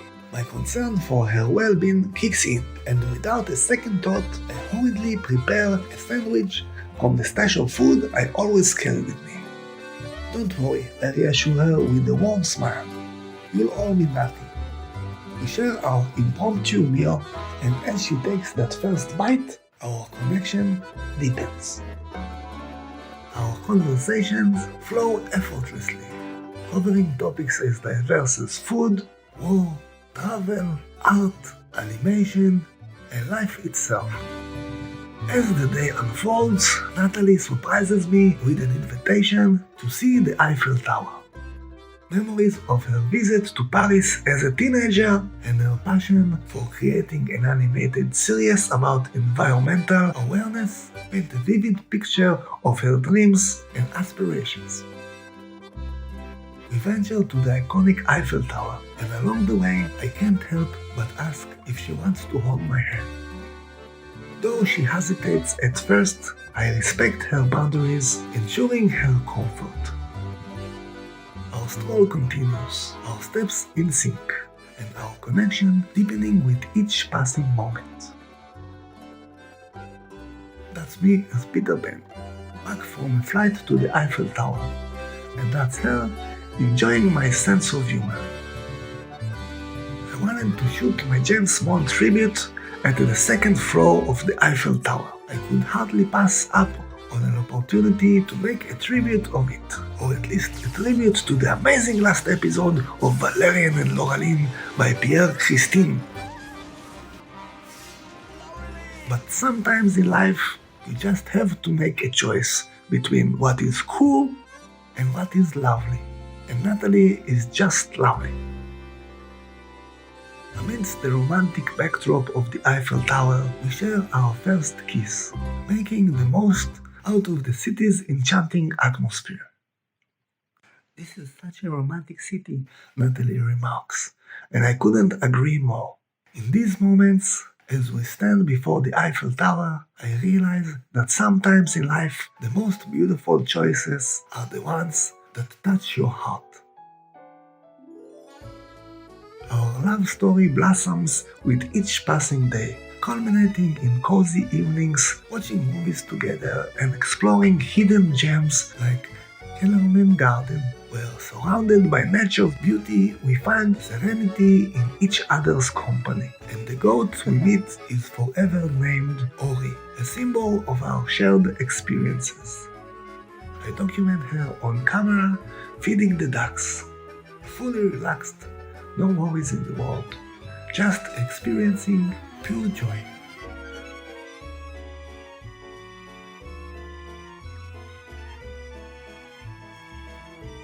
We spend the whole day in that park and agree it's the most beautiful place we've visited in Paris. As we continue to discover Paris, the Basilica of the Sacred Heart leaves us in awe of its artistry and history.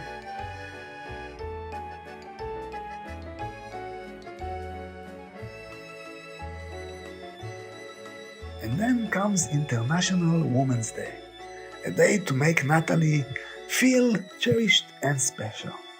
In the finest patisserie, we savor the most exquisite cakes, a raspberry macaroon and a lemon tart, sharing a moment captured by a kind photographer. I can't help but express, I'm so happy right now. Her smile speaks volumes, affirming the happiness that has enveloped both of us. As our paths diverge, I head to Belgium and Natalie plans to join her girl friend in France. We share a poignant farewell. Her dream of living in Normandy and mine in Israel will take us on separate journeys, but we know that our connection is something worth cherishing. On the 9th of March, I arrive in Belgium, Brussels. I came to Belgium for the Antwerp Rampage Festival, which is a festival of drum and bass plus dubstep music.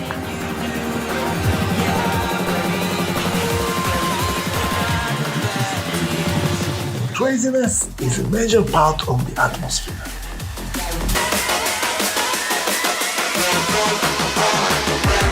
Dancing to this music is a good way to get rid of all your extra energy.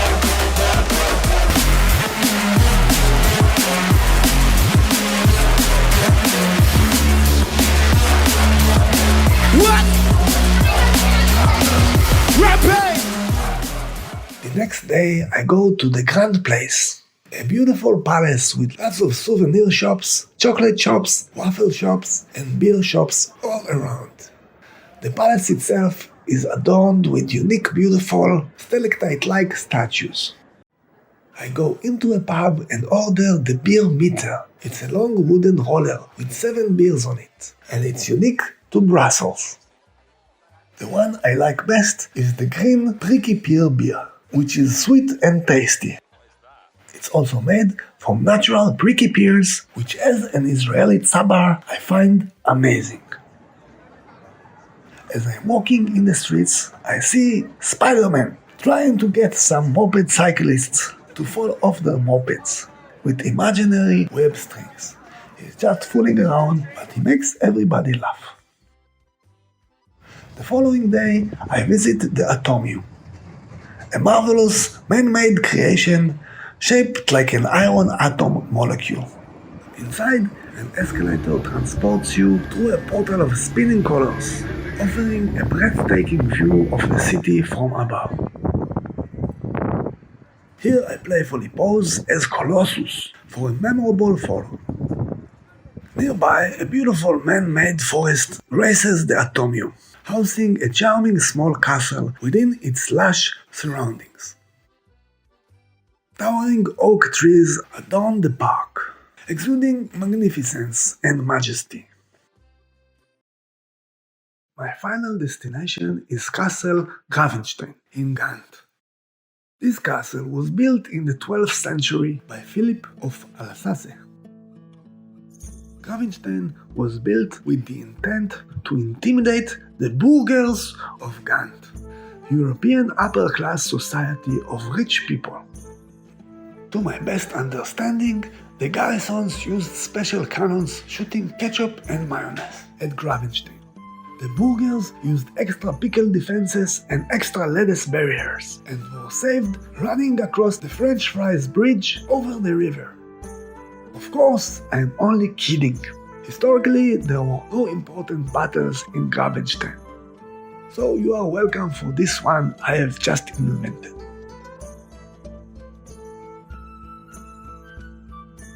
The thought of living within these castle walls is enchanting. Imagine weekends filled with minstrel music, indulging in the exotic flavors of merchants' sugar-spiced concoctions, practicing swordplay at festive gatherings, wooing damsels in puffed dresses, and even playfully drumming on knights' helmets. We're knights of the round table, we dance whenever we're able. We do routines, we call the scenes, with footwork impeccable. We dine well here in Camelot, we eat ham and jam and spamalot. A true glimpse into the past that Castle Gravenstein so splendidly preserved. The Netherlands welcomes me to its green landscapes on March the 15th, and I settle at the Via Amsterdam Hostel. A heartwarming reunion with Natalie follows.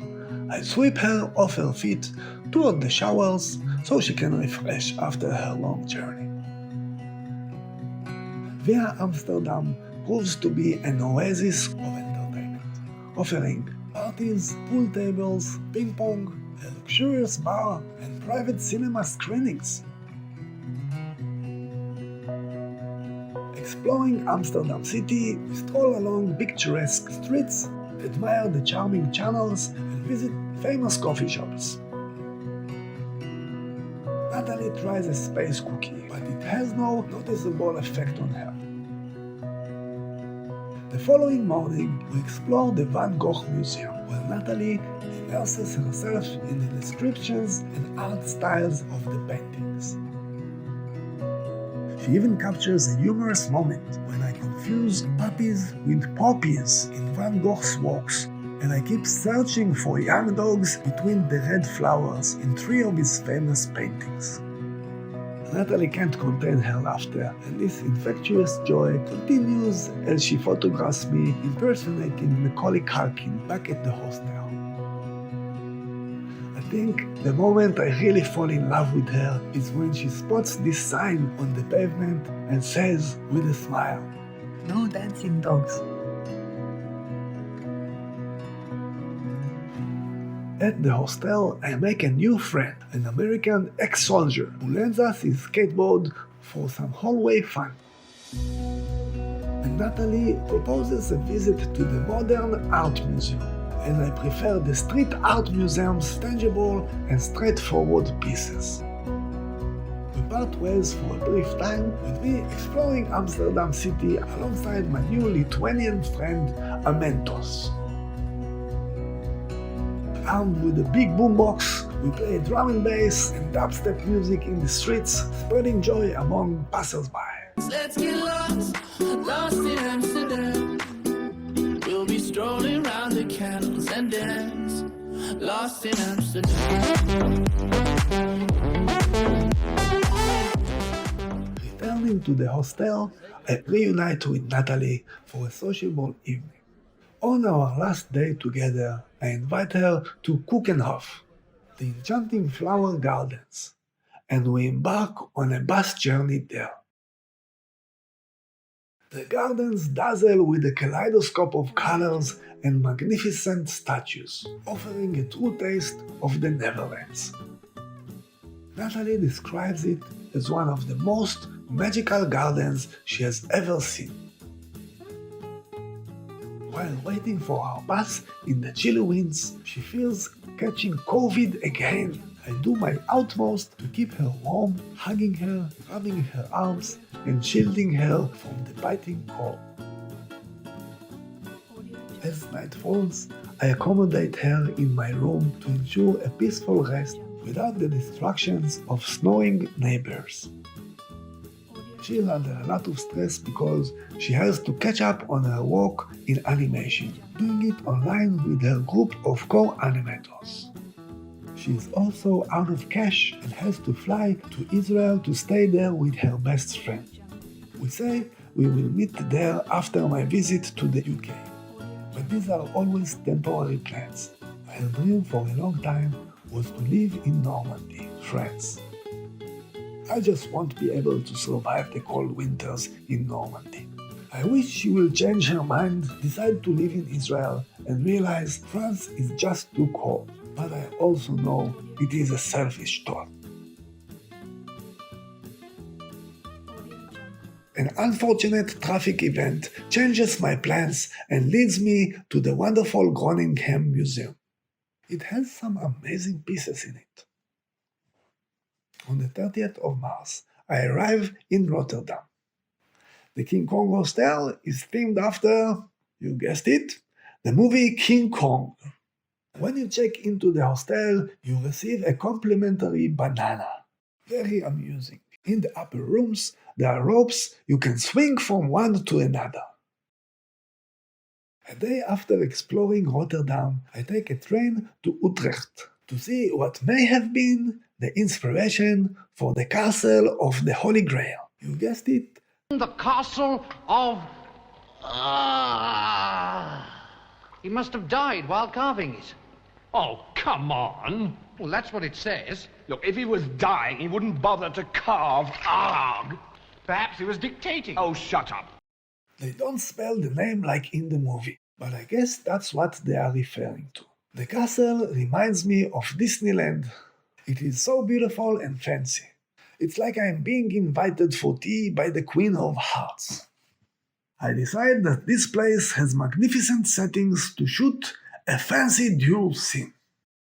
I find 2 sticks in the forest and run back to the gate, to the bridge, to the castle. I invite people to spar with me and shoot a movie scene together. By the bridge, near the iconic eagle and lion statues, I find a cheerleader from California that takes the challenge with a smile and with much enthusiasm.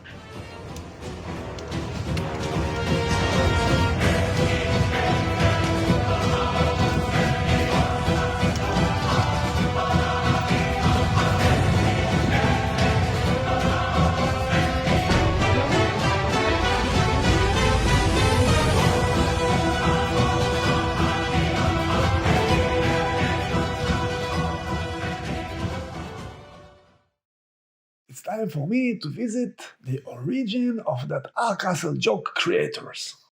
The origin of Harry Potter, James Bond, the author of Lord of the Rings, and where they shot the first Star Wars. England. On the 1st of April, I take the train from the Netherlands to Brussels all the way to London. It is my first underwater train trip. I am excited. London is an enchanting place for me. Everything is big and fancy, yet very familiar to me somehow. Maybe it is all the British shows I've seen as a child. Maybe it's Monty Python and the Flying Circus. Maybe it's the British style of colonial housings I have been acquainted with in Tel Aviv. Or maybe it's the house of my grandmother who was born in Queen Elizabeth's birthday and acted just like her throughout her life. I take the subway and arrive at the Annex Hostel, London. This place is situated on top of a punk music nightclub, the New Cross Inn.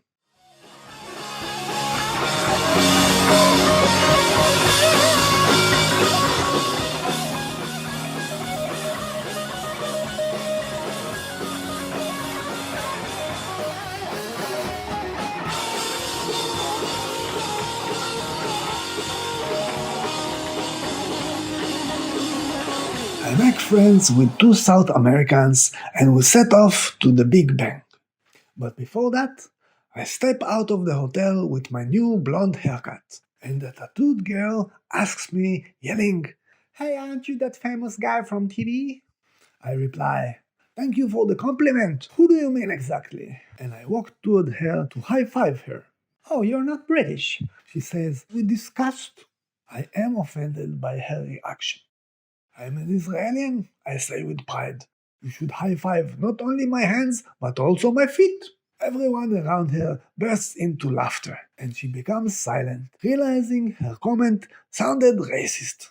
This is the first time in my life I am looked down upon because of my country of origin, and I can't help but feel pity for her upbringing. My two new Brazilian friends and I go to see Big Ben. We also go to Buckingham Palace's entrance and marvel at the statue of the Angel of Queen Elizabeth.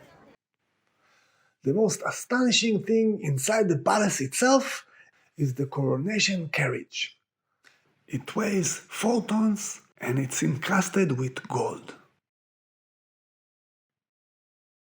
Elizabeth said it hurt her bun because it didn't have enough suspension. Yet it is still highly celebrated, and it is very beautiful.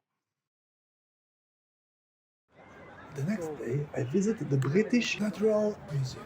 I highly recommend booking tickets in advance, even if they are free, just to avoid standing in 3-hour-long lines. The Natural Museum is filled with stuffed animals from Charles Darwin's expeditions over the years aboard a ship called the Beagle.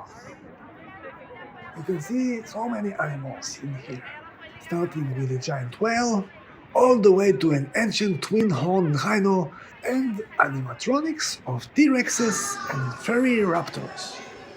You might be slightly amused by my small tribute to Jurassic Park in this small cinematic moment.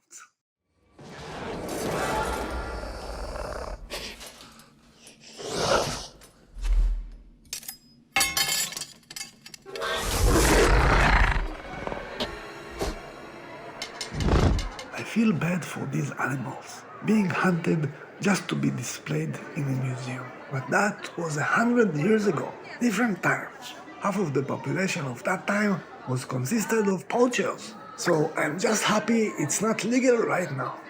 In most countries anyway.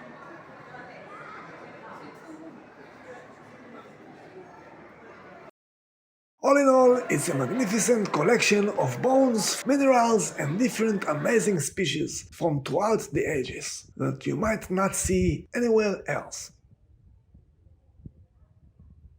I go visiting the Piccadilly Square. It's bright and shiny and it says Happy Ramadan with shiny lights, moons and stars. I don't think the native British people get the Muslim people. I visit Lego World's M&M store and get some souvenirs from the shops for my nephews. Now my next trip gets me pretty excited. I am going to Oxford for a writing class and to see Harry Potter's film locations. At the start of the tour, our guide tells us about J.R.R. Tolkien, the linguistic professor of Oxford, who is the author of Lord of the Rings. He taught in these very halls. And C.S. Lewis wrote The Lion, the Witch, and the Wardrobe in Oxford too. He actually got the inspiration for it from his favorite pub door, which carries this engraving of a magical lion. Is this the inspiration for the Phoenix from Harry Potter? I drink some butterscotch beer for the first time in my life, and it tastes just like fiddled candy. Amazing! Soon after, I make my joke to the tour group asking, can I enter the Oxford University with this beer? The tour guide says, "No, you cannot." So I reply, "Really? It's Harry Potter's beer." Laughter ripples through the group as they spot the butterscotch label. Of course, it is a non-alcoholic beer. Finally, we get to see two locations where scenes from Harry Potter movies were shot. The Great Hogwarts Library and the Incinerary. I buy a ticket for the Incinerary, but they are out of tickets for the library. It's a 3-hour trip to get from London to Oxford. I grab my head with disappointment. It is a really long trip to get here, and I don't want to do it a second time.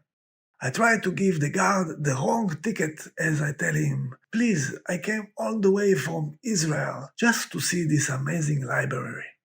Is it okay if I just get a glimpse?" He says, "No, even if I wanted to get you in, I can't do it. I have no authority to get you inside, so I'm really sorry." This guy has migrated to the UK and is sympathetic to my situation, even though I am trying unconventional methods. I feel like crying. I slowly get out of the office and sit sadly in front of what seems to be the inspiration statue for Nearly Headless Nick. 20 minutes of sadness pass, and this nice guard comes out to me and tells me to follow him. We walk for about 15 minutes together, and we get to another shooting location from the movies. It's the main dining room from Hogwarts. I bid the imaginary student of Hogwarts Merry Christmas and give them my official blessing to commence the feast.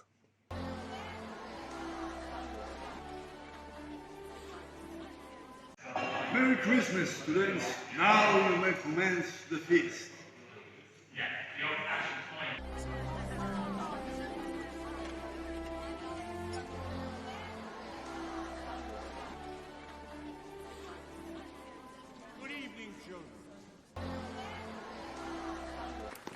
Thank you, Professor. I'll Photoshop myself into the library later. My magical journey continues as I purchase Bertie Bott's Every Flavor beans.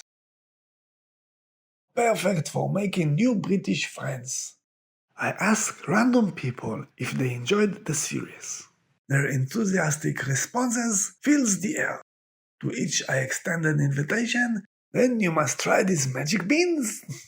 I allow them to select a jelly bean, some tasting like cherries or pineapple, while others hold the surprise of flavors like earthworm, sausage, or, alas, earwax. Even those who encountered the less pleasant flavors find joy in this whimsical adventure. After all, sometimes surprising your taste buds is the first step to embracing a little magic in life. It is the first day of Passover today. A rabbi on the subway exit to Hendon is nice enough to hook me up with another Jewish family for the holiday. As I walk the streets of Hendon at night, many Jewish people greet me with a happy Passover.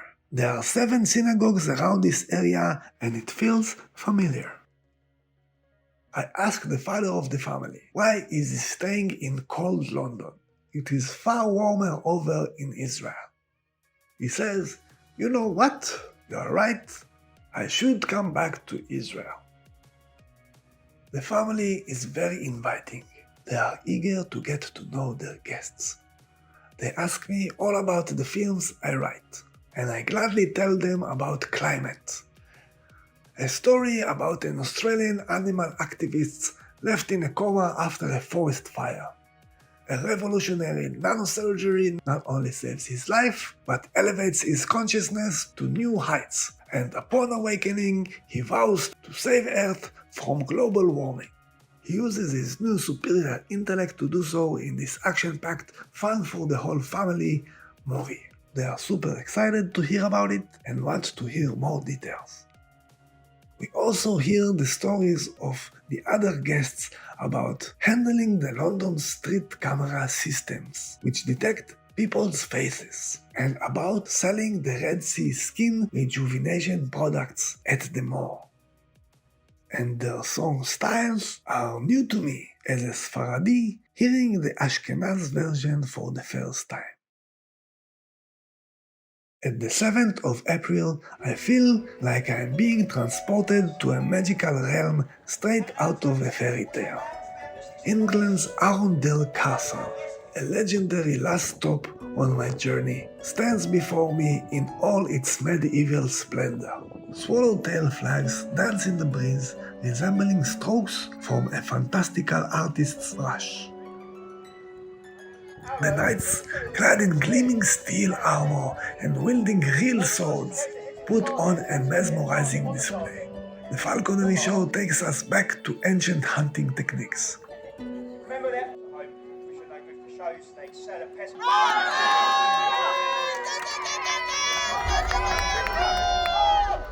the floor! Twitch! Twitch your legs! No, not your hand, your legs, that's it! No, she's still looking at me. The bow and arrow contest feels like a scene from William Tell or a Robin Hood movie, unfolding right before our eyes.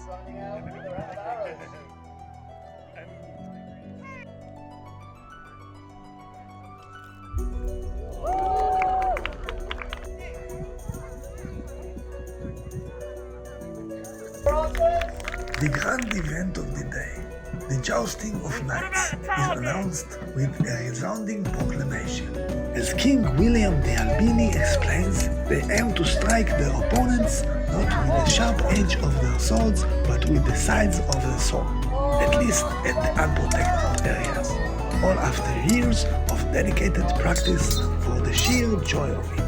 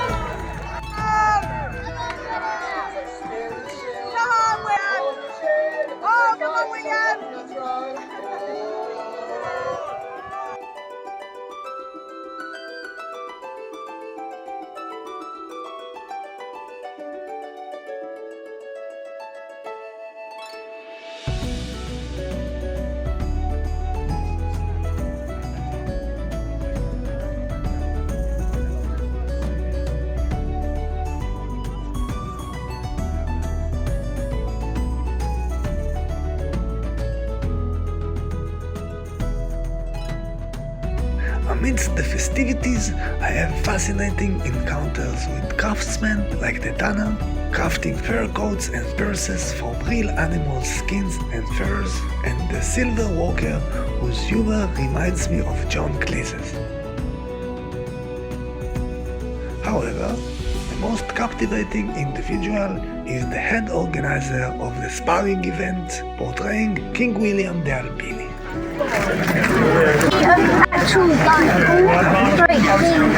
Because that's what we had at the time. He shares his war injuries with me, testimony of the risks of using metal gloves in combat.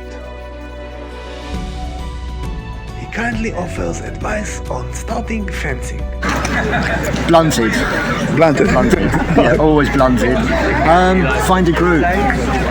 Wow. Find a group, someone who's already who knows how to do it, who's safe. They'll teach you how to be safe. Here I proudly stand with my newfound castle, the enchanting Arundel. The main dining area provides a serene spot to unwind.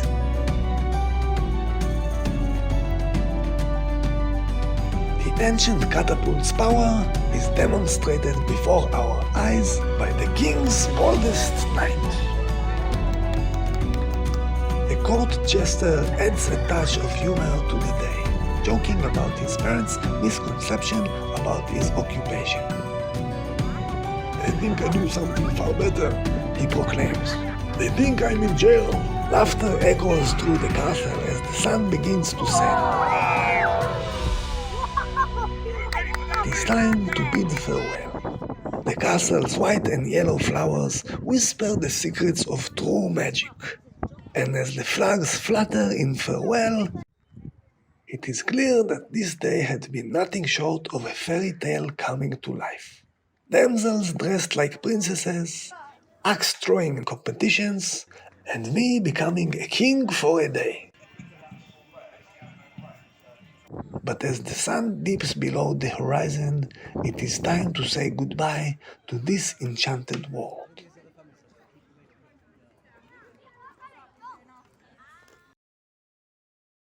As I prepare to reunite with Natalie in Israel upon my return, emotions run high.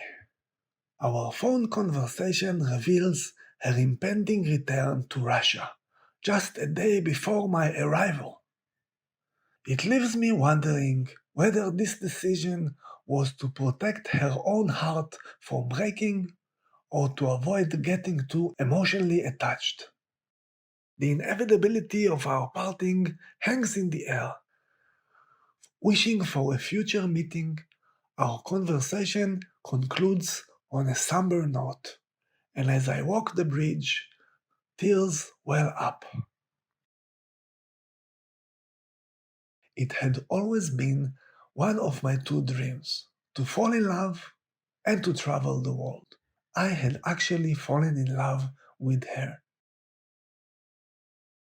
In the days that follow, thoughts of surprising her in Russia or Normandy fill my mind. I contemplate adapting to the cold, indulging in hearty meals and embracing happiness like a carefree seal in her picturesque village. Love, I believe, can conquer all. But reality can't be forced. I have to respect our feelings and allow them to evolve naturally. Upon returning to Israel, I am welcomed by a scorching heat wave that envelops me in its passionate embrace. My father, wearing a big smile, greets me at the airport with a warm hug.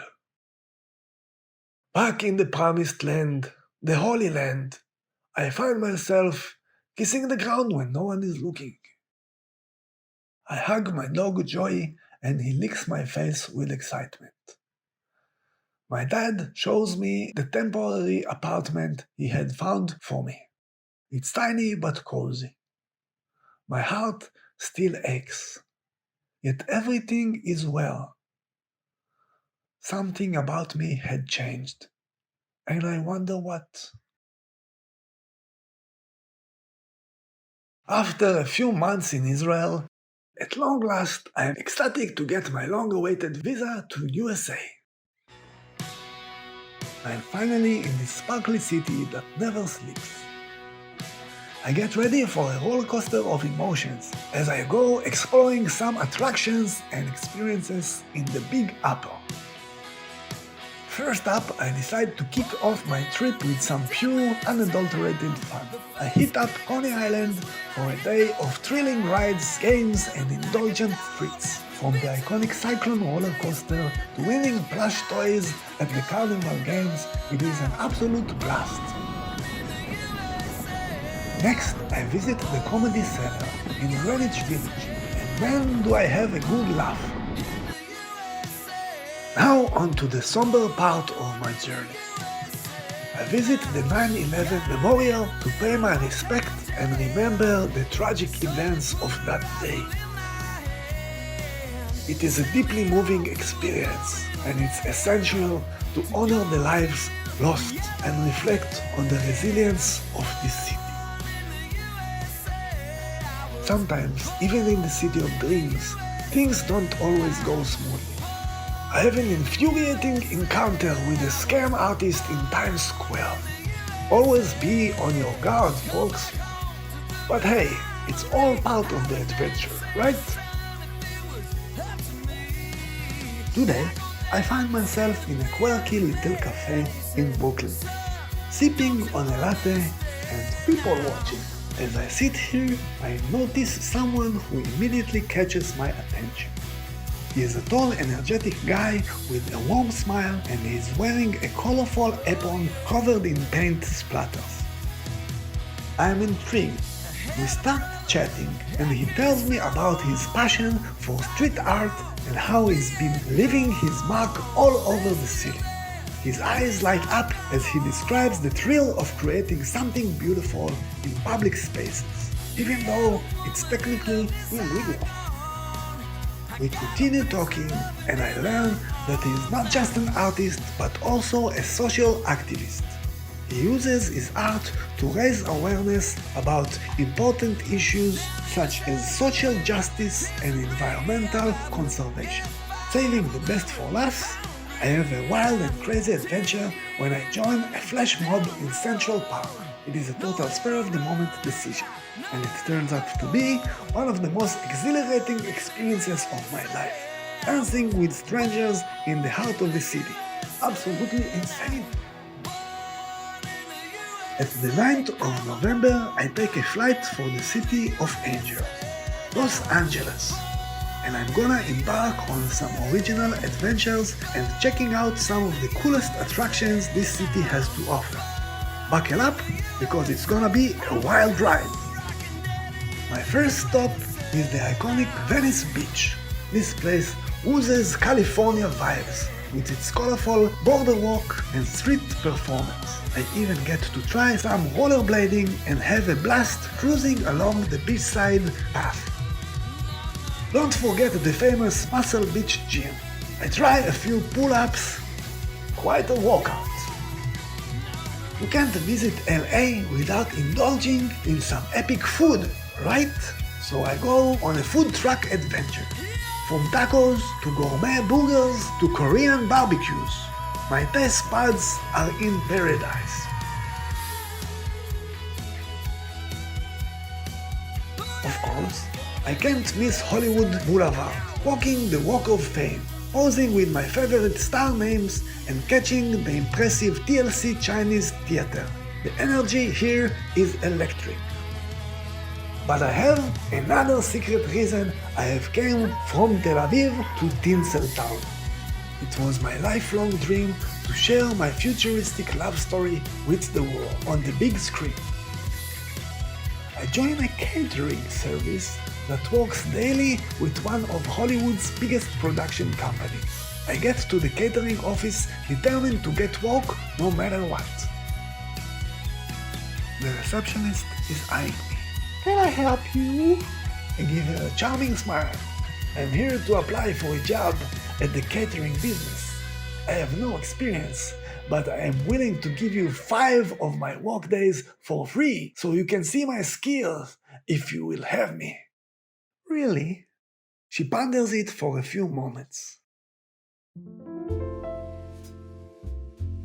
I'm in a Hollywood catering service kitchen on my 3rd day of work. I'm wearing an apron, bustling around the kitchen and talking to Karen, a sassy chef in her 40s. I feel nervous, but I am determined. You know, I've got this brilliant futuristic rom-com screenplay, Karen. If I can just get it into the hands of one of the producers, my dreams can come true. Oh, honey, in Hollywood, dreams are made over a slice of cake. Let's make sure it's the best cake they've ever tasted. I nervously walk into a Hollywood production set. I serve some food to the crew during a shot. I spot Mr. Anderson, a famous producer, and I rush over to him. His cute blonde producer's assistant walks by his side. I awkwardly ask him, Mr. Anderson, would you like some cake? Or perhaps a chance to read the next big futuristic rom-com? Mr. Anderson looks irritated. His eyebrows burrow. You think you're the first caterer with the screenplay I've met? You have real nerve coming to me, you know that? I promise you, it's the best futuristic rom-com you've seen since The Fifth Element.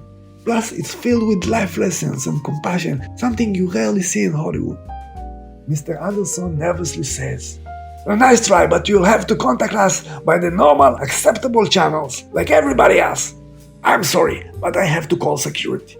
I don't understand. How can you accept any solicited material when you don't even let me solicit you? I look up and I notice the cute blonde's striking hazel eyes as she gives me a dazzling smile. 2 guards rush in and take me by force. But as they drag me out of the building, the cute blonde rushes after me. You know, I like your drive. It seems you really believe in your script. I do. My name is Sarah. I'll give it a read, but I can't promise anything. I'm Ori. Thank you. It was nice to meet you. In the Hollywoodian catering service kitchen at night, I excitedly share the news with Karen. Karen, she's gonna read my script. Do you think this is really happening? Karen smiles at me. Darling, you just served love on a plate. Who could resist? A few days pass and I get no response from Sarah.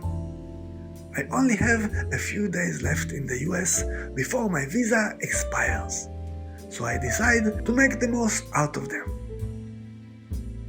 At the sunny Venice Beach in California, waves crashing in the background, I step in with a big smile on my face.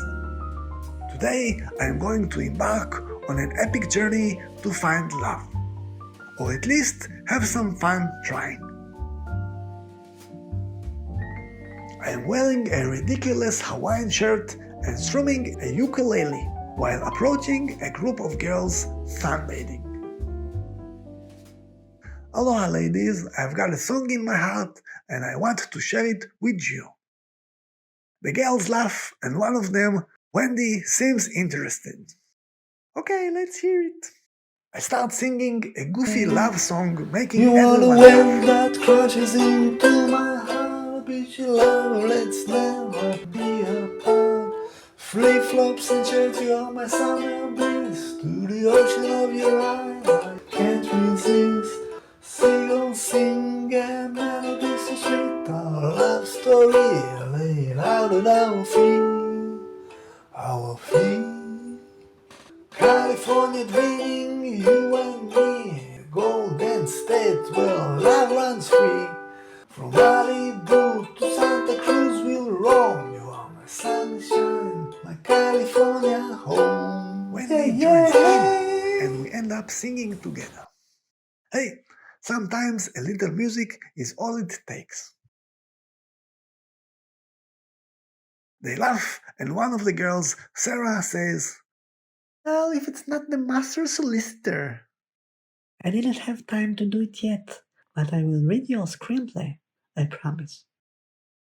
We continue talking, and as the days pass, our friendship deepens.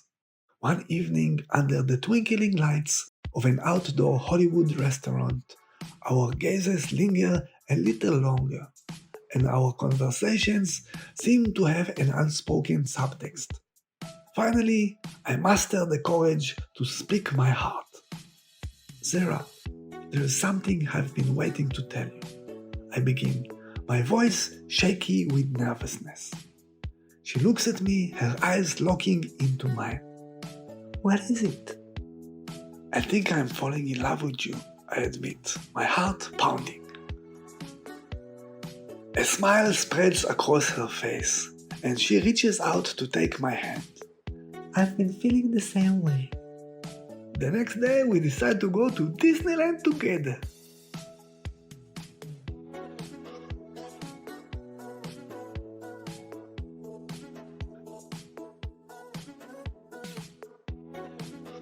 The day after that, we fly over Monument Valley in a Buckeye.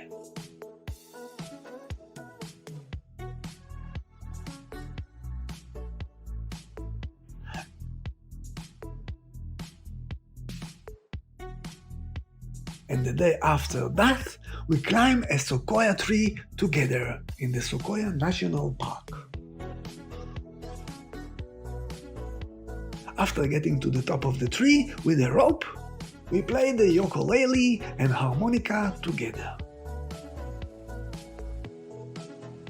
I find myself drawn to her warmth and enthusiasm for the outdoors. We picked up a great time to visit Sequoia. The trees are breathtaking, aren't they? I nod. Absolutely. I've never seen anything like this in Israel. It's magical. Over the next few days, Sarah and I explored the park together, sharing stories of our travels and dreams.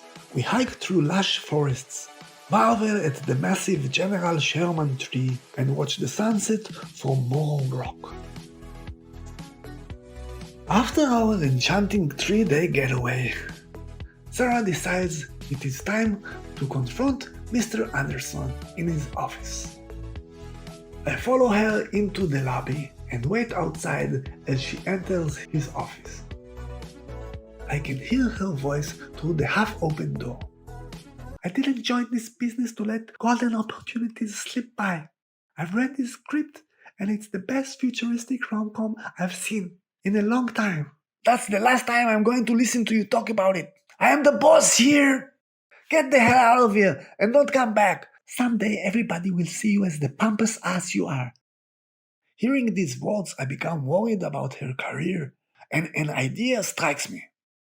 I DM Sarah. Can you swipe the key to the conference room right now? Sarah meets me in the hallway, clearly furious. What do you need this key for? There are 3 executive producers waiting for a meeting in the conference room right now. Better have something good up your sleeve. I take the key from her and rush to the conference room. I ask Sarah to call the receptionist out of the room on some urgent matter. I sneak into the small tech room behind the conference room, insert the USB drive containing our NanoMaster's screenplay reading into the presentation computer, and hit play. NanoMasters by Orimani and Sarah Kurian.